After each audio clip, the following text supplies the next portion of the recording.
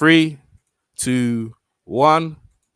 Hi, this is Michael Buffer, and let's get ready for EJ Boxing Live. How you doing, people? It's EJ Boxing Live here. We have a fantasy heavyweight matchup, boy. So we got the whole panel here. Hope you guys are gonna enjoy, and we're gonna go straight away. I'm gonna actually put the link for the YouTube in the chat, in the Google chat for my guys to have a look at. But we're gonna start straight away. Got Phil Walker's gonna be doing the announcing and going around and asking everyone their opinions on the matchups. So Phil Walker, take it away, my friend. Yo, what's up, man? Shouts out to the panel. Shouts out to everybody that's in the chat. Check this out. So what we did, everybody on the panel, we compiled a list of the top 16 heavyweights based off of the BT Sports list. You understand what I'm saying? And we rated them. We ranked them 1 through 16. And we set the bracket up based on the rankings. There's no favoritism involved in this. Just straight 100% authentic boxing talk. You understand what I'm saying? EJ, and we got the bracket posted, and we're gonna wrap it to you guys like this, man. All right, go ahead, Phil. All right, people, look, check this out. The first matchup we have is Muhammad Ali versus Dillian White. All right, the first person we got, we're going to actually come in with Coach K, my man Zone. What you think? Who you got, baby? All right, I guess Coach K is probably busy doing something. We got my man H Money. Who you got in that matchup, my brother? Yo, y'all hear me? I'm good? Yeah, go ahead, H. Oh, yeah, you good. Okay. For sure, man. That's an easy match to pick. I got Muhammad Ali destroying Dillian White. Muhammad Ali knocks him out. I give Dillian White about 8 rounds at the most. Ali is just way too slick. Phenomenal footwork. Great hand speed. The fastest heavyweight to ever do it. The greatest of all time. Muhammad Ali, he will stop Dillian White. I give Dillian White maximum 8 rounds. Dillian White stands no chance against the greatest of all time, Muhammad Ali. It's an easy matchup. Ali annihilates him. Okay, all right. My man broke it down. He says easy work. We got the fight doctor, Mr. Surgery himself. Who you got in that matchup, my brother? Ali, in a no-brainer. Short and sweet. The fight doctor is like, man, what are we talking about? All right. Boxing talk. Who you got, my brother? I got Ali by 9-round stoppage. I got Dillian White fighting tough. You know what I'm saying? I actually got him giving Ali a little trouble in round 1, about around 1 through 3. But I got Ali prevailing. He just boxed too well. Ali is an underrated puncher. He's more of an accumulation puncher. He's not a really one-punch puncher, but he does punch hard. So I got him knocking out Dillian White by round 9 or 10. Okay, round of 10, Dillian White, stoppage, getting stopped by Ali. Look, I'm going to wrap it to you, man. You know, this was an easy choice for me. I'm going with the greatest of all time in Muhammad Ali for all the reasons that you boys just mentioned in the chat. And, you know, I consider Dillian to be a tough fighter. You know, he's going to go out there, he's going to give 110%. But to me, I got a mid-round stoppage by the great Ali. Is gonna stop Dillian White, no doubt about it. And it's gonna be one of them kind of fights where, you know, Dillian White is never gonna be in the fight. You understand what I'm saying? He gonna make it look nasty from round 1 all the way to the stoppage. And that's just how I see it. You got EJ, the man himself. The man himself, EJ Boxing Live. Who you got, brother? All right, man. Yo, thanks, Phil, man. Hey, thank you guys. Make sure you guys thumbs up the video and put your picks in the chat, so we're gonna read them out when we put it in, yeah, before we advance them. So far, hey, listen, we're going about. H Money put his prediction in. Hey, Fight Doctor pull it in, and Phil just done it. So here's mine now. Listen, man. So let's set the scene. Let's set a scene because we could just pick easy, right? So the press conference coming in. Yeah, you be to Ali, you coming into the press conference and I ain't no joking, I'm pouring no smoking. Dilly White be coming in, yo, you know, let's go. In the press conference, they be looking at face to face, going backwards and forwards, they chopping up. You can see Dylan saying, I respect you, you're the prosper, but I don't think, you know what I'm saying, you old. Ali say, yo, man, you see what happened to George Ford, that gonna happen to you. So let's get into the fight now. Round one, in my opinion, if they're gonna go next, they'll give 15 rounds. Round one, Ali be just jabbing, speed, Dillian trying to find his range, Ali just countering him over the top, and then boom, Ali lowers the boom like he did on Sonny Liston. Dillian goes down, but Dillian gets up. Don't get out though. Dillian ain't giving up now. So Ali's like, yo, he's strong. Dillian gets back up, wobbling a bit. Ali's like, yo, Ali starts talking to him, telling him to go. What's my name? Yo, then the Dillian's like, yo, bruh, what you mean, yo? Keep going, chat shit, get banged. They carry on, keep fighting, and then Ali eventually just takes Dillian down. Dillian gets stopped on his feet, technical knockout. Ali advances. That's the way I see it, bro. So I got Ali advancing. So what's the scores? So far, everyone's got Ali. Anyone else? I think go around, Phil, and ask if anyone else is there. Go ahead. I got Ali. Okay, Zone. We got my man Zone just popped back in. All right. Y'all cool. Okay, cool. Make your choice, baby. Tell us why. I got Ali. Ali got too much endurance. Dillian White starts to wear down easily after about the mid round of the fight. And I got Ali with sharp jabs, good foot movement, a lot of athleticism, and Dillian White being overall confused for a late round stoppage, probably about 10 in. And he ain't getting up. Okay, well, since you cooking, we gonna let you start this next round off. We're gonna let you continue to cook, man. We liking your flavor right now, man. So look, we got the other side of the bracket. We got Lennox Lewis versus David Haye. Who you got that one? And tell us why. Lennox Lewis is gonna be too big for David Haye. Hold up, Phil. Yeah. What we doing? Let me advance. Ali. Let me put Ali. Advance Ali. So everyone can see. Everyone can see me moving Ali into the next bracket. Yeah, so everyone can see on the thing. There we go. Ali, there's Ali right there. All right, Phil, go ahead. Continue what you saying. All right, man, EJ got Ali advancing to the next round. Unanimous. Yep. What you got, Zone? Lennox Lewis versus David Haye. Correct. Got Lennox Lewis, man. Lennox Lewis too big, too technical, too strong. Nice educated jab. He's definitely going to lean on David Haye. David Haye is inconsistent with his behavior. So I don't trust him leading up to the press fight conference, to the fight. Think Lennox Lewis is just too big, too strong, too skilled. And that corner, boy, with Manny in it, yeah, he would definitely come with a game plan to destroy David Haye. I got Lennox Lewis, bit Lennox. Okay. Come on, man. So you got Lennox, and it sounds like it's easy work for my man. Yo, H Money, who you got this, man? Yo, I think this is an easy one right here, man. I gotta go with Lennox Lewis. I think Lennox is too big, too strong. He's too smart out there, with his job. He's gonna control him.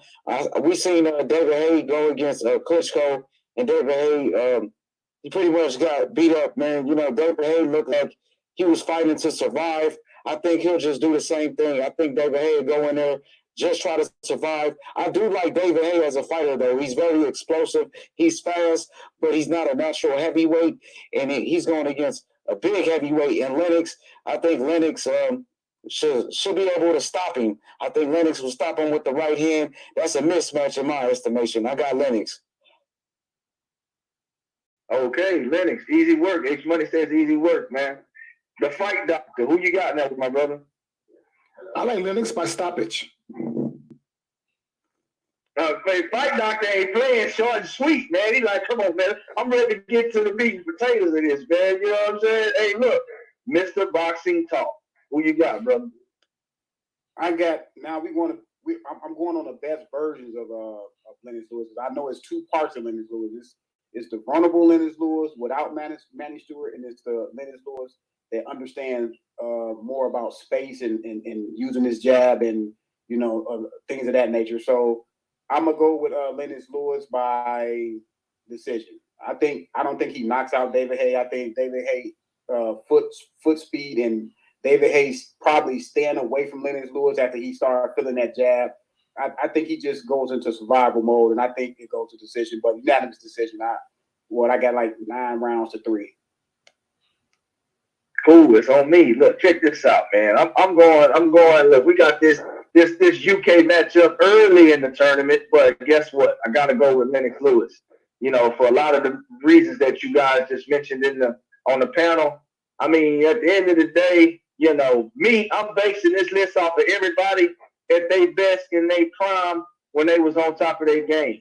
With that being said, Lennox Lewis destroys David Haye. I got him in a stoppage first half of the fight from round 6 through round 1. Yeah, man, it's gonna be a stoppage. It's gonna be nasty. He's not gonna be able to get around that jab, man. I mean, that's just a fact. We got the man himself, EJ. Who you got, brother? All right, so what we're saying is that, everyone done a good job of breaking it down and that. I'd like Fighter to elaborate a bit more on it, but Fighter ain't playing around. He just getting straight to it, trying to get to the meat and potatoes of the tournament. Oh, man, listen, David Haye coming into the fight, talking all kinds of things, you know what I mean, trying to upset Lennox Lewis. Lennox Lewis is relaxed, playing chess, looking at David Haye, go, you'll find out in the fight. You know what I mean? The fight starts, and you can see David Haye deadly now. Now, don't get twisted now. I think he can hit and hurt Lennox Lewis now. But Lennox Lewis, remember the best version of each other with Emmanuel Stewart, taking his time, backing David Haye up with the jab. David moving, putting the jab. I got like Lennox Lewis, David Haye going the distance against Lennox Lewis. I don't think I got it's easy to maybe stop him, but David Haye wasn't easy to start. I know against Tony Bellew, he went in there, but I could see David Haye moving around, tying and trying to go the distance with Lennox Lewis, not really getting in. I don't really got any rounds, so Lennox Lewis unanimous decision against David Haye, and he advanced. So I'm gonna make him advance right now, Phil. So we got Lennox Lewis over here. We're gonna advance Lennox Lewis right here in the picture. So you guys can go with me. So we'll post that right here. So Lennox Lewis, unanimous decision, advances into the tournament. Go ahead, Phil. Phil? Yeah, we got Lennox Lewis advancing in the tournament, unanimous by the panel. I want everybody in the chat, man. Put your votes in. This is important. And put that thumbs up, like EJ said earlier. Look, so check this out. We on to the next fight. All right. We got my man Larry Holmes versus the Bronze Bomber Deontay Wilder. This is a good one right here. I mean, especially for Wilder fans. You understand what I'm saying? Anybody who loves Deontay Wilder, they might consider this to be an interesting matchup.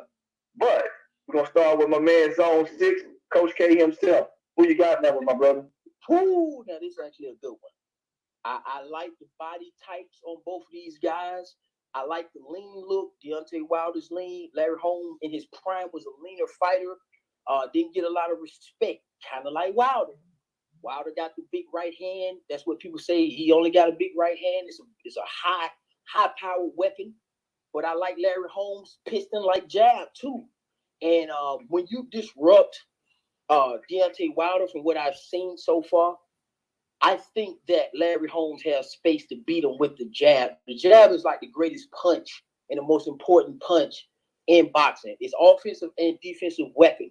With Larry Holmes' height and his length versus Deontay Wilder's length and height, plus my boy got an all-time world-class chin. Larry Holmes got a good fucking chin. And I just believe that he can neutralize Wilder but I think Wilder puts him down though. So I got Wilder winning some rounds, but I think he'll knock down Larry Holmes about twice to pull out a split decision, based on his knockouts.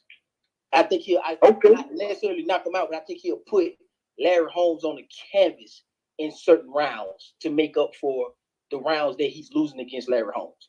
So I got Wilder by split decision. You got Wilder by split decision. Wilder Okay. by split decision. All right. This is what makes this one so interesting, man. That was a good one.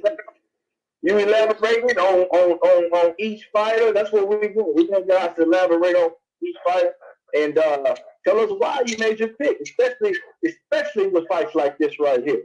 All right, we got my man H Money. Who you got, H Money? Yo, this is the best fight we have so far. It's a good fight, you know what I mean? One thing about Larry Holmes, in my estimation, I'm not, shitting on anybody who like Larry Holmes. I'm just saying, like, Larry Holmes, he beat an old Muhammad Ali that was way past his prime. We seen Larry Holmes, he fought a lot of Muhammad Ali's leftovers, such as Ken Norton. He beat an older Ken Norton, and then he beat an older Ernie Shavers. Ernie Shavers, who dropped him. I feel like his generation of heavyweights, it wasn't that good. I never seen Ken Norton fight the likes of George Foreman. They was in the same era. And Ken Norton, he lost to Michael Spinks twice in a controversial decision. Michael Spinks did beat him twice. He got knocked out by Mike Tyson. He got knocked out by Mike Tyson after he lost to Michael Spinks. So a lot of people will say, oh, Larry Holmes was old when he fought Mike Tyson. That's not necessarily true, because Larry Holmes only had lost to one man. That was Michael Spinks. And then he faced Mike Tyson right after that, and Tyson knocked him out. Mike Tyson knocked him out first. He never been knocked out until he faced Mike Tyson. So with that being said, Larry Holmes does have a lot of heart. Like Coach said, he got a lot of heart. He got a good chin. He gets back up to fight all the time. I just feel like Deontay Wilder is too tall for him. I do like Larry Holmes' jab and his foot movement. I like his footwork, but at the same time, his footwork is not like Ali's. His jab is not close to Ali's. You know what I mean? Yeah, I feel like Larry Holmes, he lived off Ali's name as a sparring partner. He came up in the game under Ali. Larry Holmes, he used Muhammad Ali's style, and then he went and fought him. Nobody forced Larry Holmes to fight Muhammad Ali. Larry Holmes, he took that fight. He had a decision. You know what I mean? I didn't respect Larry Holmes for fighting his mentor Ali. You know what I mean? And I really lost respect for him after that. I feel like Deontay Wilder gets him out of there. Deontay Wilder is too aggressive. Larry Holmes, he had a lack of power in my estimation. Larry Holmes didn't really knock out elite competition. He didn't knock out Ken Norton. He didn't knock out Ernie Shavers. I would like to say that Deontay Wilder will come out there and spark him out. I got Wilder knocking out Larry Holmes, possibly in the 5th round. Wilder gets him out of there. Oh man, this right now, it is 2-0 in favor of the bronze bomber Deontay Wilder against one of the all-time greats, Larry Holmes. All right, I'm interested right here. I think Fight Doctor is gonna really enjoy this one right here. So I'm gonna jump right into it. No introduction needed for Mr. Surgery himself. But Fight Doctor, who you got, brother? Ridiculous. First, Larry Holmes did knock out Ernie Shavers in the rematch. And second, guys, look, in terms of all-around skills and technical ability, okay, Larry Holmes is probably the greatest heavyweight who ever lived. Now, I'm not saying in terms of his accomplishments, but in terms of his technical ability, his boxing ability, there's just nobody, Ali included, who was as good as Larry Holmes, all right? Now, yeah, Deontay Wilder has punching power. He's in the conversation when you're talking about the hardest punching heavyweights in history. He's definitely in the conversation, if not the hardest punching heavyweight in history. But punching power is meaningless if you cannot find the target. And in Larry Holmes, you have the technically superior fighter, the all-around technically superior fighter. And it's not even close. I mean, it's night and day, to be completely honest, the gap in skills between Deontay Wilder and Larry Holmes. If you think Tyson Fury put on a clinic, the shit that Larry Holmes would do to a guy like Deontay Wilder, I mean, it would damn near be criminal. Listen, in a fighter like Larry Holmes, not only is he technically superior, but the mental toughness was off the charts. Okay? Listen, we've seen Larry Holmes fight big punches before. In fact, a guy who's also in the conversation as the hardest punching heavyweight in history, Ernie Shavers, put Holmes down in the first fight. Holmes got up and commenced to whooping his ass.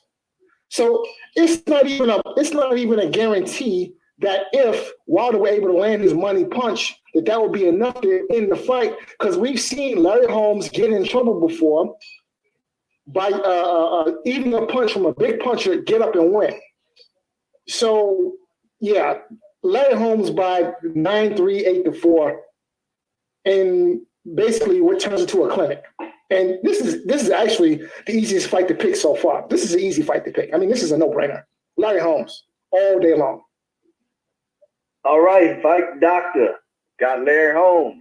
All right, so right now we have it 2-1 in favor of Deontay Wilder. Fight Doctor was the first one to pick Larry Holmes, and he gave an elaborate, I'm talking about elaborate description on why he felt that way. All right, we got my man Boxing Talk next. Who you got, my brother? I got Larry Holmes in this one. Fight Doctor, not Fight Doctor, but Fight Doctor made a good, breakdown. Technically, Larry Holmes was just superior than Deontay Wilder. Deontay Wilder, yes, he has a punch, but we seen Larry Holmes survive Ernie Shavers, who also is in the discussion for hardest heavyweight puncher of all times. We seen him in a long mental battle with Ken Norton.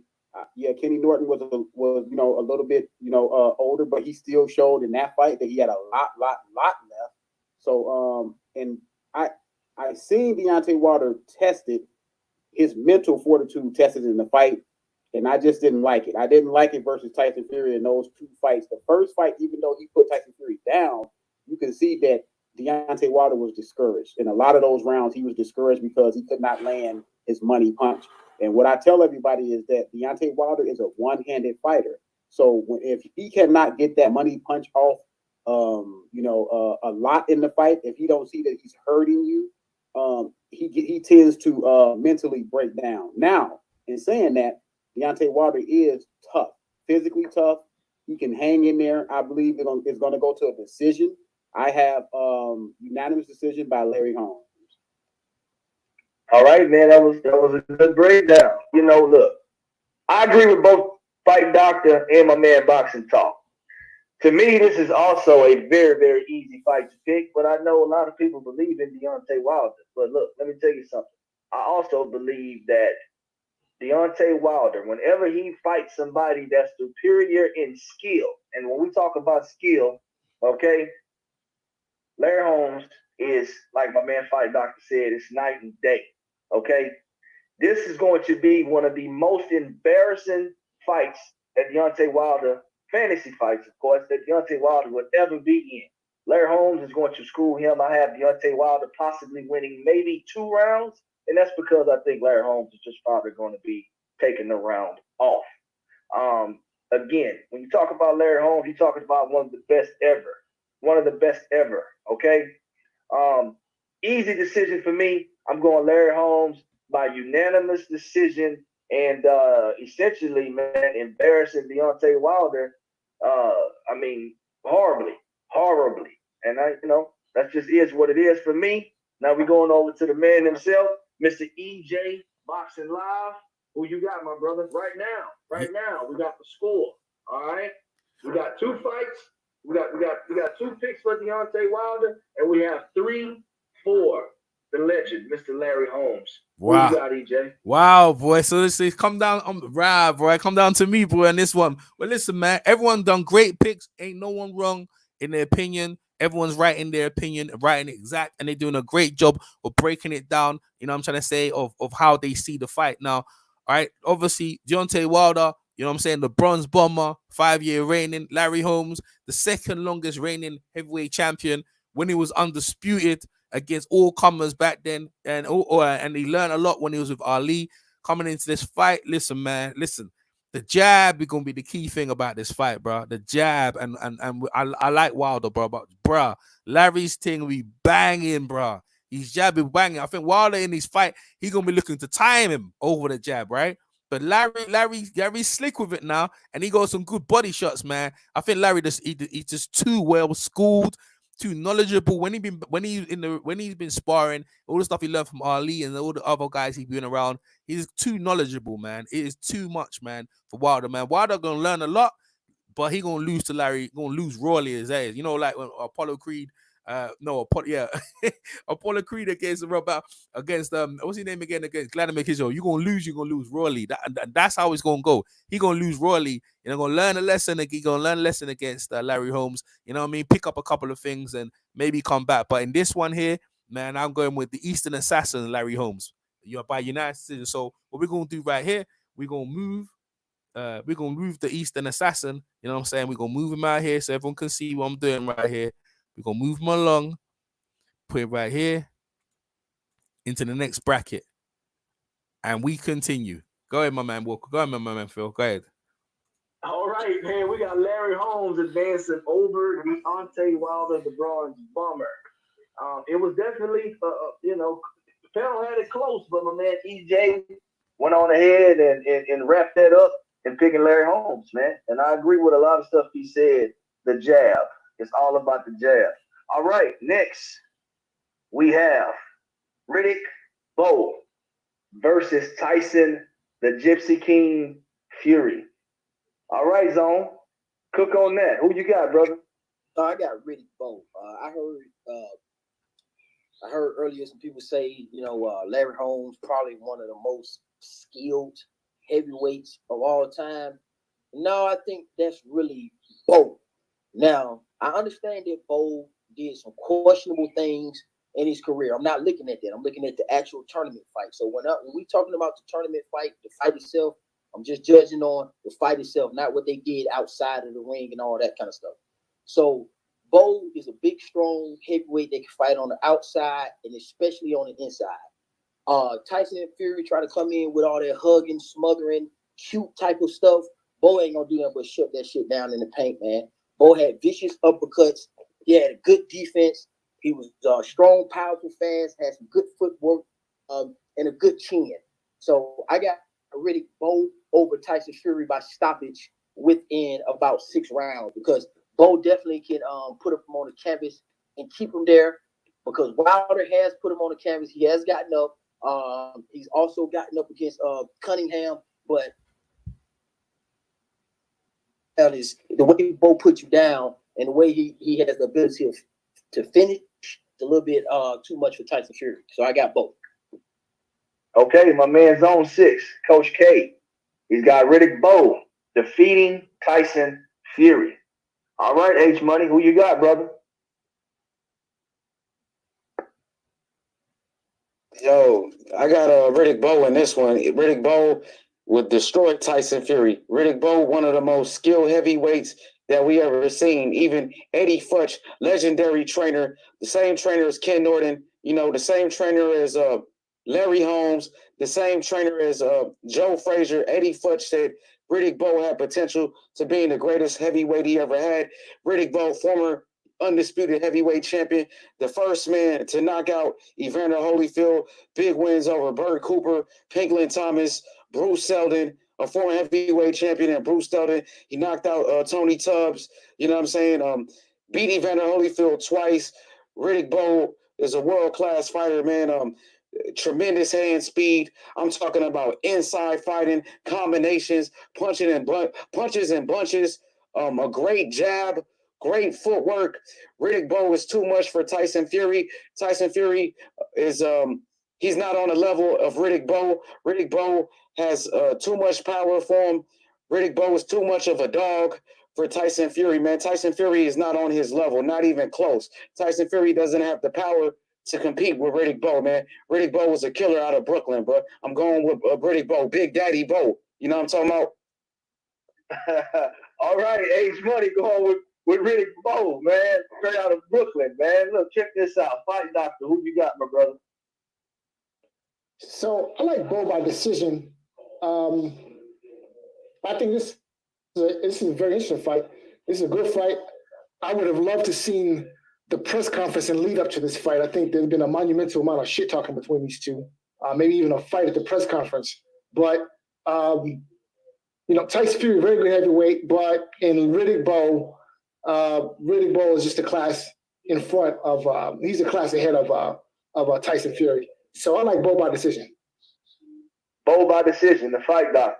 All right now the score is 3-0 in favor of my man Big Daddy Riddick Bowe. All right, what we got next, Mr. Boxing Talk? Who you got, brother? I got Riddick Bowe. I always said that Riddick Bowe is the most skilled heavyweight of all time, and that includes Muhammad Ali. He fights on the inside like Muhammad Ali never fought on the inside the way Riddick Bowe did. People can say, well, Ali can fight on the inside, but I actually seen Riddick Bowe display a great inside game. He has a great jab. The guy has great size. You know what I'm saying? He has a great chin. I like his mental fortitude. He just has it. He has it all, man. If you want to look at a heavyweight that has it all, the guy has it all. I think a lot of this stuff right here is going to come down to matchups. Unfortunately, Tyson Fury has the wrong matchup for his style, the way he likes to fight. Either way he likes to fight. If you want to fight on the outside, Bowe can match him with the jab. If you want to try to come on the inside and try to smother Bowe, Bowe is too big, too strong, too powerful, and he can actually throw punches on the inside to discourage Tyson Fury from trying to maul him on the inside. So I got Riddick Bowe. I got Riddick Bowe by 9th round stoppage. Okay, we got Riddick Bowe by 9th round stoppage. Boxing Talk. Lace y'all up, man, with some fine points right there. It's on me now, man. Look, again, we taking these guys at their best when they were at their peak. At Riddick Bowe's peak, Tyson Fury peak, look, let me tell you something. Riddick Bowe destroys Tyson Fury, okay? Everybody has mentioned how skillful Bowe is, how he can fight outside, how he can fight inside. All these things are very well true. I do like the Gypsy King. I do think, his mental fortitude is very, very underrated. Tyson Fury's is. But at the end of the day, I think Riddick Bowe would just be too much for him. He would be doing essentially whatever he wanted to do during that particular fight.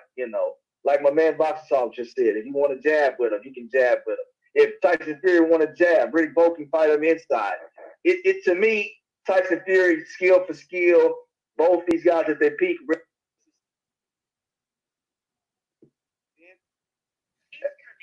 At the end of the day, Riddick Bowe to me gets this win fairly easy. I think in probably a late round stoppage somewhere between 9 and 11. I got Riddick Bowe finishing Tyson Fury by stoppage. All right, we on to Mr. EJ Boxing Live. Who you got, my brother? All right, man. So listen, man, everyone's doing a great job. I listen, breaking down the tournament, man. And listen, boy, it's looking pretty good. If you guys can see on the screen right now, it's looking pretty good. So listen, man, Tyson Fury, he's doing his thing. He's the best heavyweight right now. Riddick Bowe, beat Evander Holyfield in a great fight that they had that trilogy, for Lennox Lewis in amateurs. And Tyson Fury, I remember Manuel Stewart said this is the future of heavyweight. When they meet each other, boy, hey, fight those right, man. They gonna go in on each other, bro. Especially in the press conference, bro. Listen, man, they're gonna have the security and everything just to get them to the ring. But when they go to the ring and they start getting it in, it gonna be brutal, bro. And I'll be honest with you, it can be brutal. You can go either way now because Tyson Fury can adjust because Tyson Fury is like a chameleon. But Riddick Bowe's gritty, tough, and fitness keeps coming on strong. I can see Riddick Bowe winning slightly by split decision. Yeah, Fury hangs him all the way by split decision for Riddick Big Daddy Bowe, but it wasn't gonna be easy. And so right now, what's the scores? What's the scores right now, Phil? Rollo, you got to mute. Rollo, you got to mute.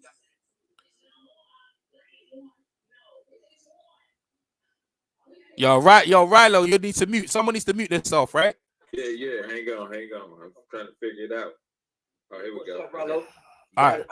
All right, cool. Right. So Right, we just had Rallo just jumped in the chat. What's up, brother? Yeah. All right. So He's on the call. Yeah. yeah. All right. So We'll catch him up. all right. So what we're saying is that so Riddick Bowe by split decision advancing over Tyson Fury. So what was the final score? Did anyone give Tyson Fury? No one gave it to Tyson Fury. No. No. Tyson Fury got swept just now by Big Daddy Riddick Bowe straight out of Brooklyn, man. It was a week. All right, so we're advancing him now. Hey, EJ, bring H Money back. You said bring him back. I didn't kick him out. I didn't kick him out the group. Who kicked him out the group? I think it was I'm right. I think he kicked him out the group. Unbiased kicked him out of the group. Okay, I'll do that right now. All right, so we've got him advancing into next round. So it's looking pretty good right now. And Phil could tell you who right now in the first round we have Muhammad Ali versus Larry Holmes, and we have Lennox Lewis versus Riddick Bowe, and we're moving down the chart now. So I'm gonna bring H Money back in. Phil, you continue into the next round. Go ahead, Phil. All right, man. We're going into the next round. Look, check this out. This has been interesting. I'm gonna update my man Roller right quick. The first round we had Muhammad Ali versus Dillian White. Ali advanced. All right. Other side of the bracket we had Lennox Lewis versus David Hayden. Okay, Lennox Lewis advanced. Then we had the next fight was Larry Holmes versus Deontay Wilder. One of the great Larry Holmes, he advanced. All right, and then we just finishing up right now with Big Daddy Riddick Bowe and the Gypsy King Tyson Fury. Unanimous decision by the entire panel. Big Daddy Riddick Bowe advances to the next round, and we going into the next fantasy fight. Joe Frazier against Wladimir Klitschko. Mr. Roller, since you just jumped in the chat, we're gonna go ahead. We're gonna let you start this one off. Who do you think wins? And give us a small elaboration on why you think that particular fight will win. All right, let me see. We got Smoking Joe and Big Vlad. See, I think at this time, being that Vlad he too big. You know what I'm saying? We talking 6'5", 6'6". What is he? 6'5", 240. You know, Smoking Joe, man. I just don't know if he would have had the attributes to fight and compete with a guy that big and strong. Obviously he would have the heart, you know, the fortitude, you know what I'm saying, to basically hang. But I would have to give it to Vlad, you know, just based on his ability to use his jab, keep distance, you know what I'm saying, and tie up that leaning on the back stuff. I think that would have wore Joe out. So I'm gonna have to say Vlad. Oh, we got us. Look, Mr. Roller, he jumping in. He ain't playing no games. He going Wladimir Klitschko against Smoking Joe Frazier. We're gonna jump to my man, Coach K, Zone 6 himself. Who you got, my brother? Hey, I agree with Rollo, my boy Rollo Jenkins. Shout out to Rollo Jenkins. He said it. Big jab, real patient, leaning on you, and he's just so technical. And I like the attributes, the physical attributes that Wladimir possesses over Joe Frazier. And I got Vlad with a late round stoppage over Joe. That's what I got. All right, late round stoppage over Joe. Coach K, I heard it from Coach K. Look, check this out. Right now we got it 2-0 for Wladimir Klitschko, man. Boys ain't playing no games with this right here, man. Boys ain't playing no games. All right, we're going to fight Doctor. Who you got? So this is a tough one. Now, see, the problem for Wladimir is, he never really faced anyone with the defensive qualities of a Joe Frazier or somebody who was really aggressive, you know, the swarming type style, to the degree that Joe Frazier was proficient in that style. So, I mean, this is a tough one. I mean,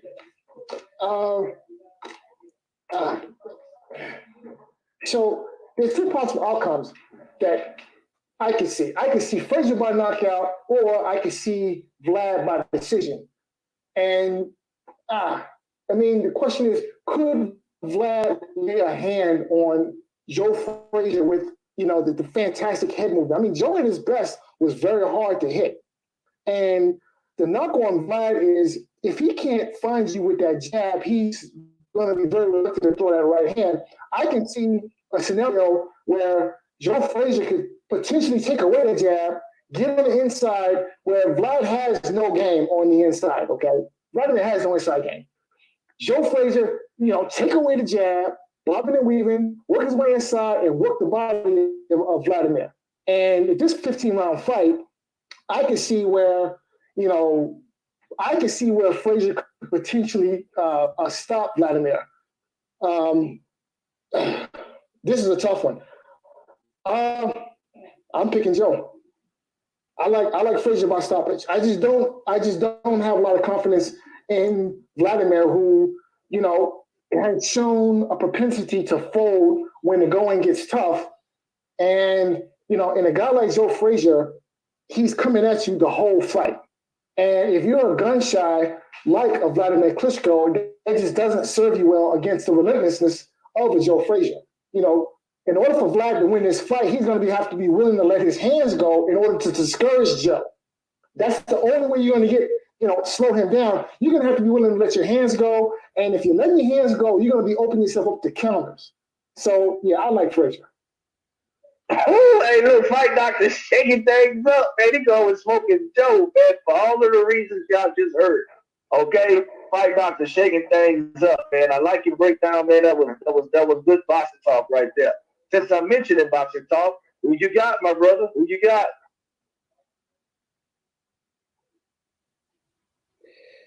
Whoa, now look, this is a good one, man. This is a good one. I'm glad I went at the spot I went at because I had to visualize this. Both of these guys have some fights that they fought, which I can say that they had problems that both guys actually do. Smoking Joe, foot speed, coming in with those hooks. Wladimir Klitschko had trouble with Layman Brewster with the hooks. He had trouble, but then he rectified his troubles when he fought my guy David Hay. He was able to nullify David Hay with his hooks, his foot speed, and his ambush style, just the same as Layman Brewster had the ambush style.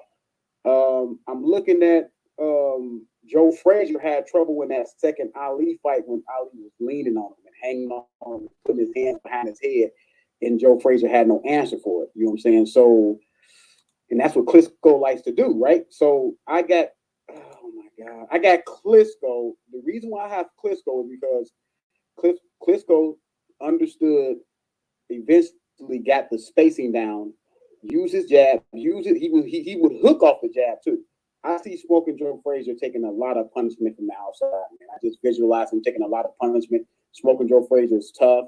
I actually see him landing a couple surprising hooks on Wladimir Klitschko, but he doesn't have the jab to get in on the inside without just trying to bob and weave on the inside, because yes, he can bob and weave on the inside and get on the inside, but for how long can he do that before he gets timed and he actually gets tired himself? I can see him having success in the first 5 rounds with Klitschko, but I can see Klitschko making an adjustment and start holding him on the inside. And I can see Frazier looking at the referee like, man, why are you letting this man hold me and all that stuff on the inside? I got Klitschko by split decision. Klitschko. All right. Boxing Talk got Wladimir Klitschko by split decision against Smoking Joe Frazier. Look, people, this is why this thing is so great, because at the end of the day, all these guys are great heavyweights, but when you match them up in a bracket style, styles make fights. And right now, you have Wladimir Klitschko in head of Smoking Joe Frazier right now, 3-1. This is why this is so interesting, people. Smash that like button. Right now, we got my man Battle Rifle just jumped in. We're going to get his opinion, but for everybody who just jumping in, I'm going to tell you what we're doing right now. We're breaking down this heavyweight bracket. BT Sports put out a heavyweight bracket, and they let the people vote on it. We're doing the same thing, except we rated the heavyweights 1 through 16, and we just shuffle the bracket, rearrange it a little bit more based off the people that's in the panel. So right now we are voting on the matchups, and right now we got Wladimir Klitschko against Smoking Joe Frazier, and my man Battle Rifle is about to give his opinion and his pick. Let's do it. I got Wladimir. Okay, you got why do you have Wladimir? Battle. You want to elaborate, or you just saying that's just an easy choice? I think Joe Frazier has all the skills. He has good amount of skills to beat anybody else, but with Wladimir, he's just too tall. I think he would get clipped coming in. But for most people, him fighting, he can overcome a height advantage of probably somebody 6'3", 6'4", but somebody like Wladimir, no, I don't think so. All right. You heard it from Battle Rifle. You got Wladimir Klitschko. Look, check this out, man. It's a lot of these matchups, man, that it hurts me. It really does. It hurts my heart for the pick that I'm about to make. Okay. But at the end of the day, styles make fights, and we are placing these guys when they were at their best. And I have to go with Wladimir Klitschko in this case. And this is really killing me in my soul because I love Smoking Joe Frazier. I mean, at the end of the day, I think Wladimir just be too big, too strong, Smoking Joe. But don't get it twisted. Joe not going to make it easy on him. Joe is going to bring a lot of heart, determination, and a lot of skill. We got some feedback. All right. We're going to bring a lot of heart, determination, a lot of skill into this fight, and he's going to make it very interesting for Wladimir Klitschko because a lot of Joe Frazier's highlights is a lot of Klitschko's weaknesses. But I think in a 12-round fight, 15-round fight, I think Wladimir Klitschko gets a split decision over Smoking Joe. I don't think anyone gets stopped in this scenario, but it is a great clash of styles, and it is a great fantasy matchup. But Wladimir Klitschko prevails in this one, and my heart is officially broken for the day, people. EJ Boxing Live. Who you got, my brother? Who you got? All right, man. So listen, bro. So what's the spread? What's the spread in the mid? What's the spread? Right now, the spread is Wladimir Klitschko has 5 votes to Smoking Joe Frazier's 1. Oh man, that's hard, bro. That's hard. All right, let me just. All right, let me pull up the thing. Right. All right, listen. Let me tell you something. Listen, man. Ain't no one wrong. Hey, in terms of their opinion, everyone's right about their opinion. But listen, I've seen Wladimir fight Chris Bird, who's the same height as Joe Frazier, or even a bit taller, and then. Sorry, that's the wrong for Wladimir. Sorry, Wladimir fight certain people and be knocked out, right? Yeah, we understand that, and you're right. The styles of his fight, but Smoking Joe Frazier, listen, bro, he gonna get hit by Smoking Joe, and then they said about Smoking Joe's punches, especially his left hook, was the truth. Ask George Foreman, and I'm telling you, bro, somewhere in the fight where it's a 15 round. I think all these fights should be 15 rounds. By the way, we ain't doing 12 rounds. We're going 15 rounds, right? If you're a 15 round fight. And even if you got Wladimir, some people got him decision, it ain't gonna be easy, bro. I'm telling you, at some point, even Ali, great skills, tied up, and all that, hitting behind the back and holding him, you gonna get through. Joe Frazier's never one of them type of guys that complain. He just carries on chucking like an old truck engine, like one of them old train engines that keep coming along, bro. And I'm telling you, Wladimir can't deal with that, bro. And Wladimir, he won't be able to deal with it. I don't care if he's holding on, doing what he's doing. Like eventually that left foot gonna land and it ain't gonna be funny, bro. I've got Smoking Joe Frazier. I realize that obviously it's just me and Fight Doctor picking it right now. But yeah, I'm gonna go with Smoking Joe Frazier by stoppage against Wladimir, man, because I like when I see him get knocked down, Ross Purity and some of them other dudes he lost to, Joe Frazier, Hall of Famer. I can't go against it, bro. I'm going Smoking Joe Frazier. So yeah, man, we're gonna keep it moving. So we're going vast Wladimir Klitschko. Is it Dr. Steelhammer or Dr. Iron Fist? Whichever that one is. I think it's Dr. Iron Fist. I think it is. So we're gonna move him on. Dr. Glassjaw. Hey, we ain't gonna hate now because listen, and that's the way it is. Like we be outvoted now, so I think it's Dr. Steelhammer, right? We're gonna move Dr. Steelhammer right along here. We're moving on here. Where we at? Okay, there we are.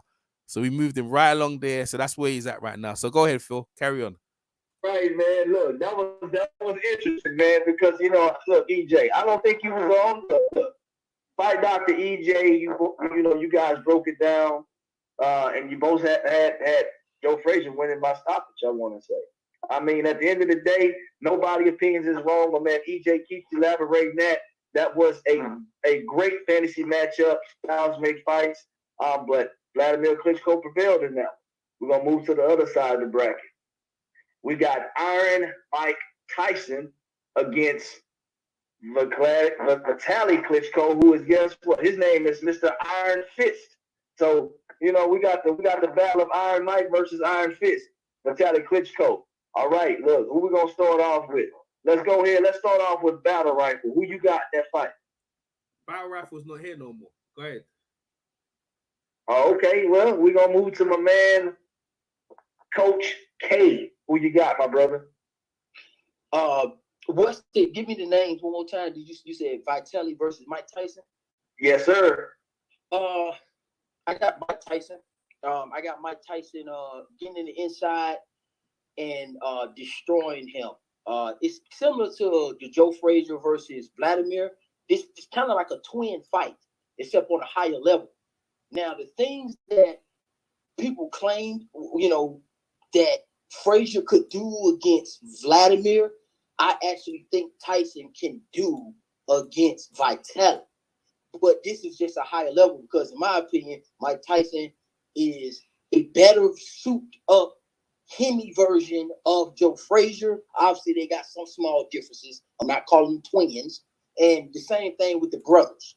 So I think that in this case, Mike Tyson really can slip the jab with precision. See, Frazier, not just to compare, Frazier could slip the jab, but he used to get hit a lot too. Tyson really used to slip that thing clean. And not only did he slip that thing clean, he didn't take a whole bunch of punches in the head to get off one shot. Tyson would slip and he'll get up under Vitali, who's the bigger guy, and tear that body up, man. And those vicious uppercuts where Tyson leaned to the right and bust you up in your rib cage and then come up with that uppercut, man. I just see Vitali get knocked all the way the fuck out. So I got Mike Tyson. All right, Zone 6. Look, you heard from him. He say he don't got Vitali losing. He got him get knocked the fuck out. All right. That was pretty entertaining right there, Zone 6. Coach K. All right. We're going to go ahead and we're going to go to my man. Is it Roller or it is Roller, right? Rollo. Rollo? Like all right, Rollo. Okay, Rollo from Sanford and Son. I got you. Mr. Rollo himself. Shit. This one harder to pick than the last one, to be honest, because when you really think of it, never seen Vitali really lose a fight. We never seen him knocked out. I can't even recall him being on the canvas. So, I mean, he had height, reach, a chin, he had guts. The only thing that might have him in is speed. You know what I'm saying? Speed and agility. But the best version of Mike Tyson was great. I mean, head movement out of this world, slipping, you know what I'm saying, coming in, the way he would kind of launch his way in, but with athleticism and movement that was unprecedented for heavyweights at the time. You know what I mean? Fuck, man. I almost want to say Vitali, man. I don't know. The only fight that I ever remember from the top of my brain is him losing to Chris Burr when he had the shoulder injury. But I mean, he went tooth and nail with Lennox Lewis. You know what I'm saying? He knocked out virtually everybody else that he fought. I just don't know how Tyson could overcome that style when we see him have trouble. I gotta say Vitali, man. You know what I mean? Like, I'm literally splitting the hair of a hair that was split that was split already. So I'm gonna have to go Vitali. All right, we're going Vitali. So look, we got Mike Tyson with 1 vote. We got Vitali with 1 vote. So it's tied up right now.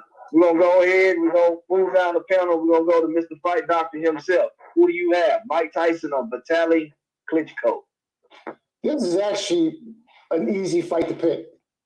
I like Tyson in 4 rounds. Look, Vitali Klitschko loses by KO to the 2 best heavyweights he faced. And, undersized, or actually, I take that back, a blown-up middleweight in Chris Bird and an old, ancient, uninterested Lennox Lewis. And mind you, Lennox was actually touching him up. All right, those cuts didn't just magically appear out of nowhere. Lennox was touching him up. A 38-year-old, fat, out of shape, didn't care Lennox Lewis. So, yeah, no, this is an easy fight to score. Easy fight to pick. Look, Tyson in his prime, too fast, too accurate, too gifted, too fast, okay? And stylistically, it's just all wrong. Look, Mike gets inside and tears him to pieces easily. Say what you will about Vitali's toughness, but I mean, look at his resume. It's littered with tomato cans. And the 2 times he stepped up, what did he do? Lose. So, yeah, no, I'm sorry, but Tyson in 4 rounds dismantles the Dr. Wladimir. Period. All right, Fight Doctor said his Vitali Klitschko's resume is littered with tomato cans, and this is an easy win for Iron Mike Tyson. All right, boxing talk. Who you got, my brother?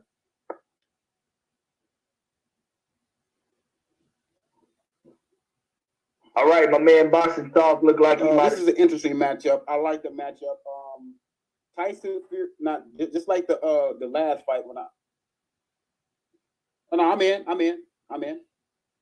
Can you hear me? Yep. Yeah, you good, baby. We hear you loud and clear. Hello? Yeah, you good. Who you got? Hello? Can you hear me? Yeah. I'm in. Yes, sir. Can you hear me? Okay, yes, sir. This is an interesting fight, man. Hey, y'all sit back and relax. I got something interesting for y'all on this one. I have Mike Tyson being a little bit too quick, too fast in the first 1 to 6 rounds. I got him winning majority of those rounds, but I also have Vitali with his mental fortitude and his toughness, physically and mentally. I got him winning the back half of the last part of the fight. I have the first fight a draw, man. Both guys took advantage of their advantages. Tyson took advantage of Vitali Klitschko with his foot speed in the first half of the fight. Vitali had to get used to Tyson's foot speed, so he came on in the last half of the fight. It was a draw. Now they come back and fight again. I give the second fight. I always go with the more technical fighter. I think Vitali is more technical fighter. I think he will make the necessary adjustments. I think this time when Tyson get on the inside of him, I think he holds Tyson. I think he holds Tyson enough to nullify what Tyson would the damage that he took in the first fight. I think he nullifies that in the second fight. I got Vitali winning the rematch, so therefore I got Vitali winning the matchup. All right, man. Look, this is interesting right here. Hey, I got a question. I kind of B-Talk, can you explain a little bit more? I'm a little confused on what you're saying about first and second fight. First and second half of a fight, or no. The first fight I got a draw. They only fight once. They fought the first time I got it a draw because I got each fighter taking advantages of each fighter's deficiencies in the fight. Like, no, they only fighting once, bro. We ain't doing like they're just fighting one time. Who you got? I got Vitali. All right, let's go. Move on. Let's go. Okay, yeah, I didn't know where you was going with that. All right. Okay, we got Vitali right now with 2 votes. We got Iron Mike Tyson with 2 votes.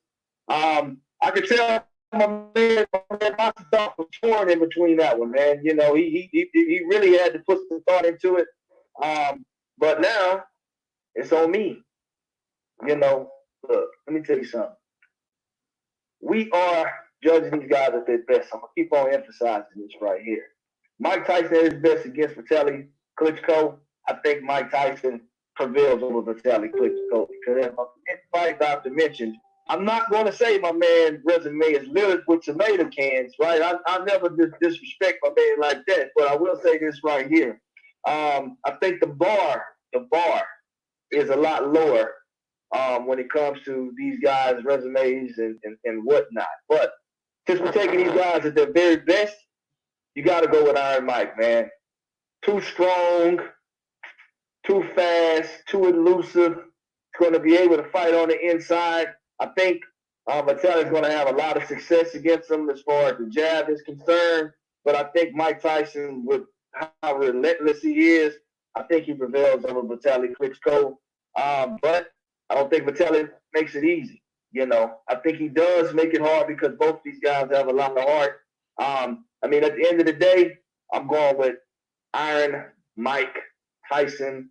And we got my man EJ Boxing Live about to wrap this one up right now. We got Mike Tyson with 3 votes. We got Vitali Klitschko with two votes.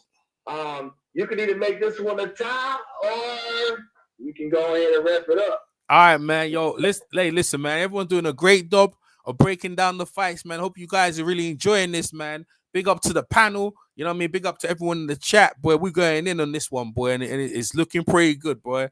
So we've got Iron Mike Tyson versus I think this is Dr. Hammerfist, wasn't it? Dr. Steelhammer, or I can't remember. I think Dr. Iron Fist, or I can't remember his name is. Steelhammer. Yeah, there you go. Dr. Steelhammer versus Iron Mike. Steelhammer. I called him Iron Fist. My mistake. That's all right. That's okay. All right. So listen, man. In their prime, Mike Tyson was a beast, carving all them things there. Now you have to factor in this now. Vitali see Mike Tyson now, and they see him coming in. And most people coming in when Mike Tyson is prime, they were scared. Their knees start wobbling, and I don't see no difference with Vitali, bro. Even if you think he winning him, but he looking at this dude here in his prime, not old, didn't come in a training camp where he didn't train. This is Iron Mike Tyson he dealing with, and we seen the best of Vitali, bro. And we saw, man. I'm telling you, it's gonna be horrible, bro. He gonna be sprayed all over the ring in the first round, looking like what's his name again? What's the guy? Trevor Burbrick. That's what's gonna happen to him. And I mean, exactly in that. Sprayed out left, right, all over the ring, and eventually stopped on his feet. Technical knockout. Iron Mike in the first round, and I got Iron Mike advancing. I think it was 3-2? I think is it 3-2 ready? I think no, it's 4-2. Yeah, 3-2 right now. You just made it 4-2. 4-2, right? So 4-2. So let me just me think right here. 4-2. So we're gonna make Mike go here. So you're gonna check. Mike go advance right here, boy. And listen, everyone done a really great job of picking their guy, but I got Mike on this one, boy. You know what I'm saying? All right, so Mike's advance. Go ahead, Phil. Take it from there. Go ahead, my man. All right, man. You guys hit it, man. This right here, this is the YouTube boxing community tournament right here. Tournament bracket. You're hearing it on EJ Boxing Live. Smash the like button. Everybody giving great reasons on why they're making their picks. It's a lot of boxing knowledge on this panel right here. We get interested now. Look, let me tell you something. This next fight right here, this is gonna be one of them ones that it's gonna be confusing for a lot of people. And for a lot of people, it's gonna be easy. But this is what this is all about. We got Evander, the real deal Holyfield, versus Anthony Joshua, the savior of UK boxing right now. Okay? Anthony Joshua versus Evander Holyfield. We're going Mr. Stone 6, Coach K himself. Who you got now, brother? I got Holyfield by stoppage. I mean, Andy Ruiz was able to confuse. If Andy Ruiz was able to confuse the boy, then Holyfield is way better than that, man. Holyfield, good inside fighter, good outside fighter. Got heart, got a chin, in shape, got a physique that matches your boy AJ. So you're gonna have two big, strong guys against each other. Anthony Joshua is too. The problem with this fight is Anthony Joshua is too relaxed in high-level situations for me, and I don't think that works for him. He's too nonchalant, too cool. Like a lot of stuff don't matter. Holyfield will take this shit very, very seriously, and I think his determination and heart will be the difference in the fight. So I got Holyfield by UD. by unanimous decision. Okay, zone 6, Holyfield by unanimous decision. All right, Mr. Rollo, my brother, who you got in this one?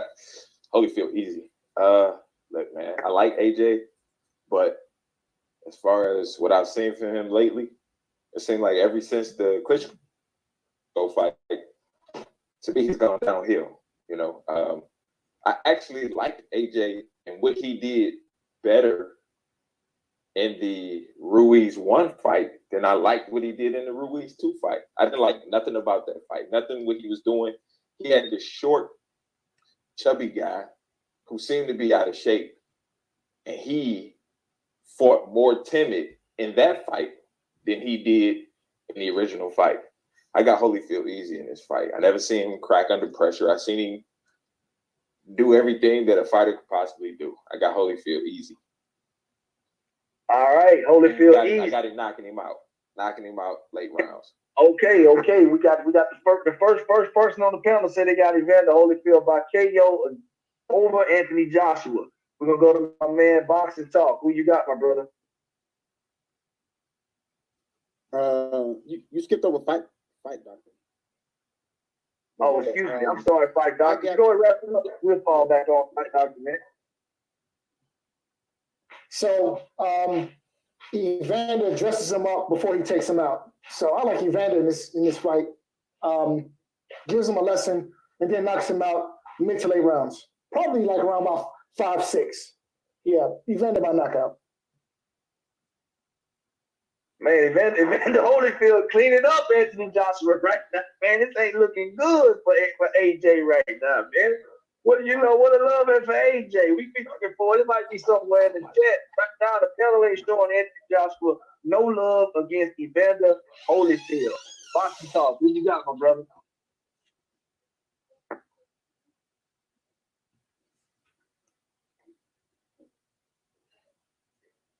This is a bad spot for Joshua. I got Joshua possibly beating maybe 3 guys on this panel, on this bracket, but right here, this is not where you want to be. You don't want to be here against Evander Holyfield, and especially with a guy, I like Joshua, but he has some stamina problems.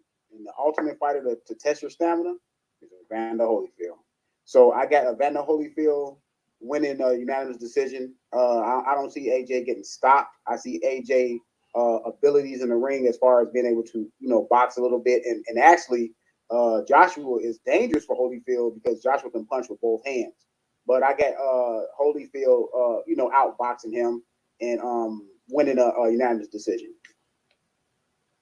All right, we got, man, it's a clean sweep, man. We got 4-0 in favor of Evander Holyfield. Look, check this out, man.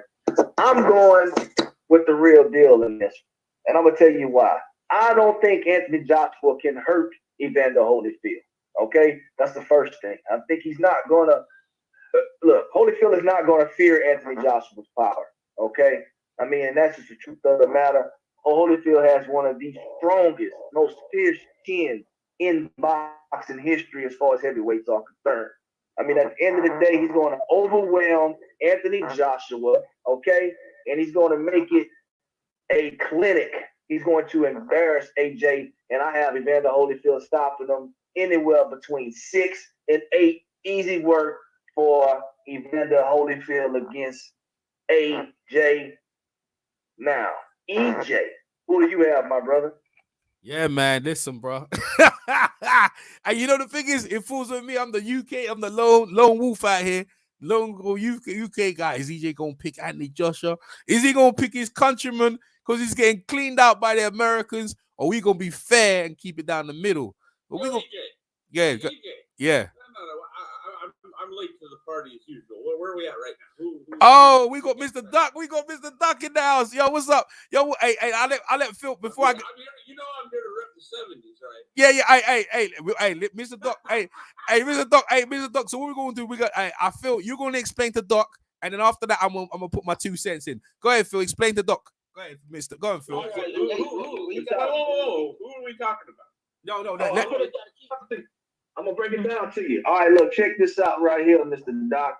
What we are doing right now, okay? ET Sports put out a tournament bracket Yeah, I got that. Which matchup are we on right now? No. Hold on, Mr. Duck. Right, so, but you can't just you know what I mean. You have to go around. Phil has to pick you. So you know what I'm saying. So if you know what's going on, so what you won't do, you're gonna put yourself on mute, right? You missed this round. Yeah. As soon as I'm just asking. All right. You get. The same format we did with Rollo. Just Mr. Doc, mute yourself. Phil. So he'll call your name and then you will go around. So right now we just wrapping it up because Evander Holyfield looked like he about to sweep Anthony Joshua. Yeah. So anyway, where was now? All right, so right now, Mr. Doc, let's let Mr. Doc pick between Evander. No. All right, Phil. No. Let me finish this off. He can come in the next round. So let me just because it's already that works. Yeah. All right, thanks, Mr. Doc. Thanks, Phil. All right, so I'm setting it up now. I was setting it up beautifully now. So you got the UK and obviously the lone called UK. I'm from the UK. Am I gonna be fair? Am I gonna be biased? I'm gonna call it. I'm gonna tell you how it is, right? I'm gonna call it how it is. Listen, man. Anthony Joshua, he's doing great. You know what I mean? He's one of the best UK fighters to come out of the UK since Lennox Lewis. And obviously you got Tyson Fury. But, bro, listen, against the real deal. And that's what is the real deal. However you want it. If you want it on the front foot, Evander's your man. If you want it on the back foot, he's your man. If you want a counter puncher, he's your man. Wherever way you want it, he's there. And I'll tell you, Anthony Joshua, listen, man, there's some wrinkles still he needs to prove in this game. Evander Holyfield has too much, bro. He got too much, man. I'm sure Joshua's going to learn a lot from the fight, but he ain't going to be easy. And I can see him putting out a Ruiz on Anthony Joshua. Just when Anthony Joshua throwing his jab, Anthony Joshua, he loses patience. As soon as he steps in there, Evander going to catch him with something, and it's going to be a wrap, bro. One of the best finishes as well. I can see it stoppage. Probably the same thing what happened to Ruiz. In fact, exactly you could even call it that way. Just put Evander Holyfield in the first fight of Ruiz versus Joshua. That's going to happen in Evander Holyfield and Anthony Joshua. So I got Anthony Joshua advancing a clean sweep on the panel. So we're going to move him over. We're going to move him over. So we're going to move it over, and then Phil going to do his thing. Let me just move him over right now. And everyone's doing a great job, by the way, of breaking this down. All great breakdowns. You know what I'm saying? The way everyone's seeing it and doing a really good job. So we're going to keep this moving. We're going to move Anthony Joshua. I got Mike Tyson there. Wait a minute. Let me get the right person now. Don't want to put the wrong person in the bracket now. Cut off his ears and that. So well up. We're going to move Anthony Joshua out here. Copy that. We're going to paste that over here. And Anthony, I'm doing Anthony Joshua. Man must be crazy. Evander Holyfield advancing. So everyone's thinking, what's CJ playing that? All right, cool. Evander Holyfield moving into the next round. And the real deal is there he is, man. So, Phil, you take it away. Go ahead. All right, man. My man EJ said if Evander Holyfield can give it to you however you want it, he got him advancing to the next round versus Anthony Joshua. Yo, this next fight right here, we're going to another, you know, this guy is a UK legend when you talk about UK fighters. And we have George Foreman versus Frank Bruno, okay? We'll start with Mr. Doc since you're the last one to jump into the panel. Who you have between Big George and Frank Bruno, my brother? I'm sorry, EJ, but Bruno going to sleep. Bruno gonna fold up, man. He's gonna do good. He'll do good for about, I'll give him 4, maybe 6 rounds. What do you think? With the jab and everything, you know what I mean? He'll keep his shape, but eventually Jordan's gonna be too much for him, man. He'll fold up. All right, fight doctor. Excuse me. Mr. Doc, not fight doctor, Mr. Doc. My apologies. We got Mr. Doc. He's got George Foreman. Yeah. You're gonna stop him between 6 and 8. All right, between 6 and 8. Frank Bruno taking his first L right here, man. Bruno will be. He'll pose some problems early, like I said, with the jab and the range and whatnot, you know. But George is too mentally tough and too. And Frank, frankly, is he's a little bit too flawed. You know what I mean? Once George starts getting to him, he's going to fold up, in my opinion. Okay. Look, Mr. Doc, we emphasize on here, nobody's opinion is better or worse than the next person's opinion. Yeah. I'm not trying to tell anybody what to think. I'm strictly, explaining why I think what I think. That's all. Yeah. Okay, so we just emphasizing to everybody that's in the chat that everybody's opinion counts. Everybody's opinion is sufficient.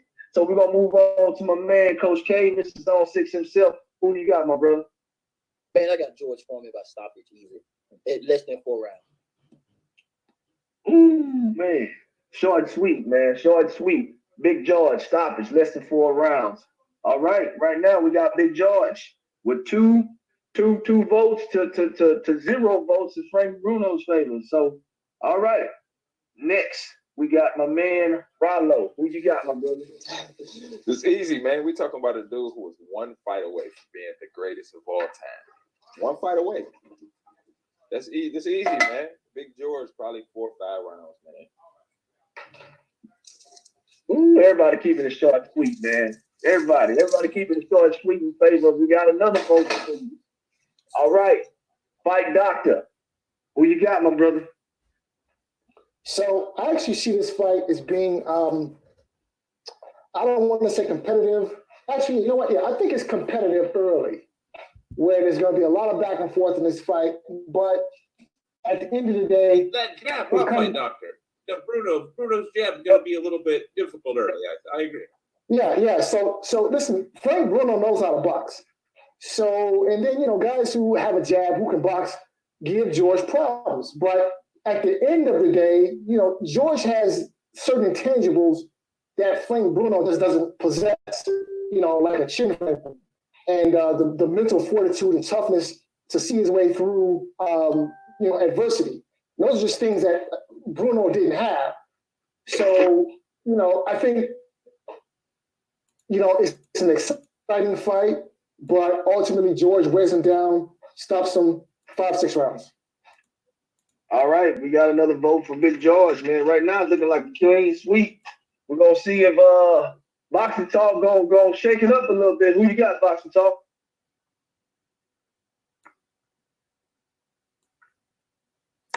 Move on to the next person if they ain't there. I got Big George first round knockout.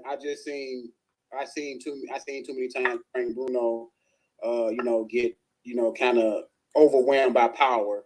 I got George Foreman in the first round knockout, man. That's simple. Ooh, man, he did shake it up a little bit. He said he got Big George in the first round.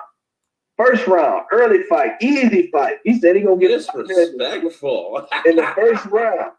Look, check this out, man. It's on me. Look, I'm in a sense, and I'm kind of more aligned with Fight Doctor on this one right here. I think Frank Bruno makes this fight competitive for the first couple of rounds, but I think by round 6 or 7, I think Big George is gonna overwhelm him and stop him, and it's gonna be a nasty knockout. I mean, to the point to where they're gonna be really worried about this boy ever fighting again. But at the end of the day, I like Frank Bruno, man. But I think Big George is just gonna be too much for him in that mid part of that fight, and he gets stopped, and it's ugly. EJ Boxing Live, who you got this one right now? It's a clean sweep from Big George so far. Yeah, he's gonna shake things up. Well, listen, man.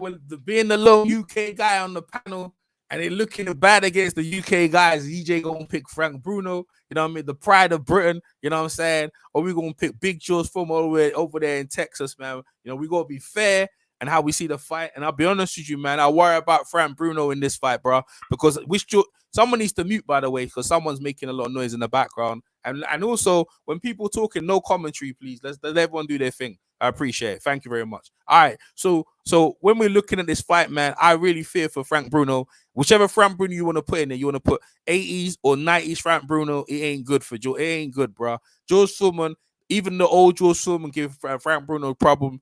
And the younger one, the Rumbling and Jungle one, he's going to give Frank Bruno trouble. So, you know what I mean? It ain't going to be looking good for big old Frank. He good for Britain, but on the world scene against George Foreman, it's not even close, bro.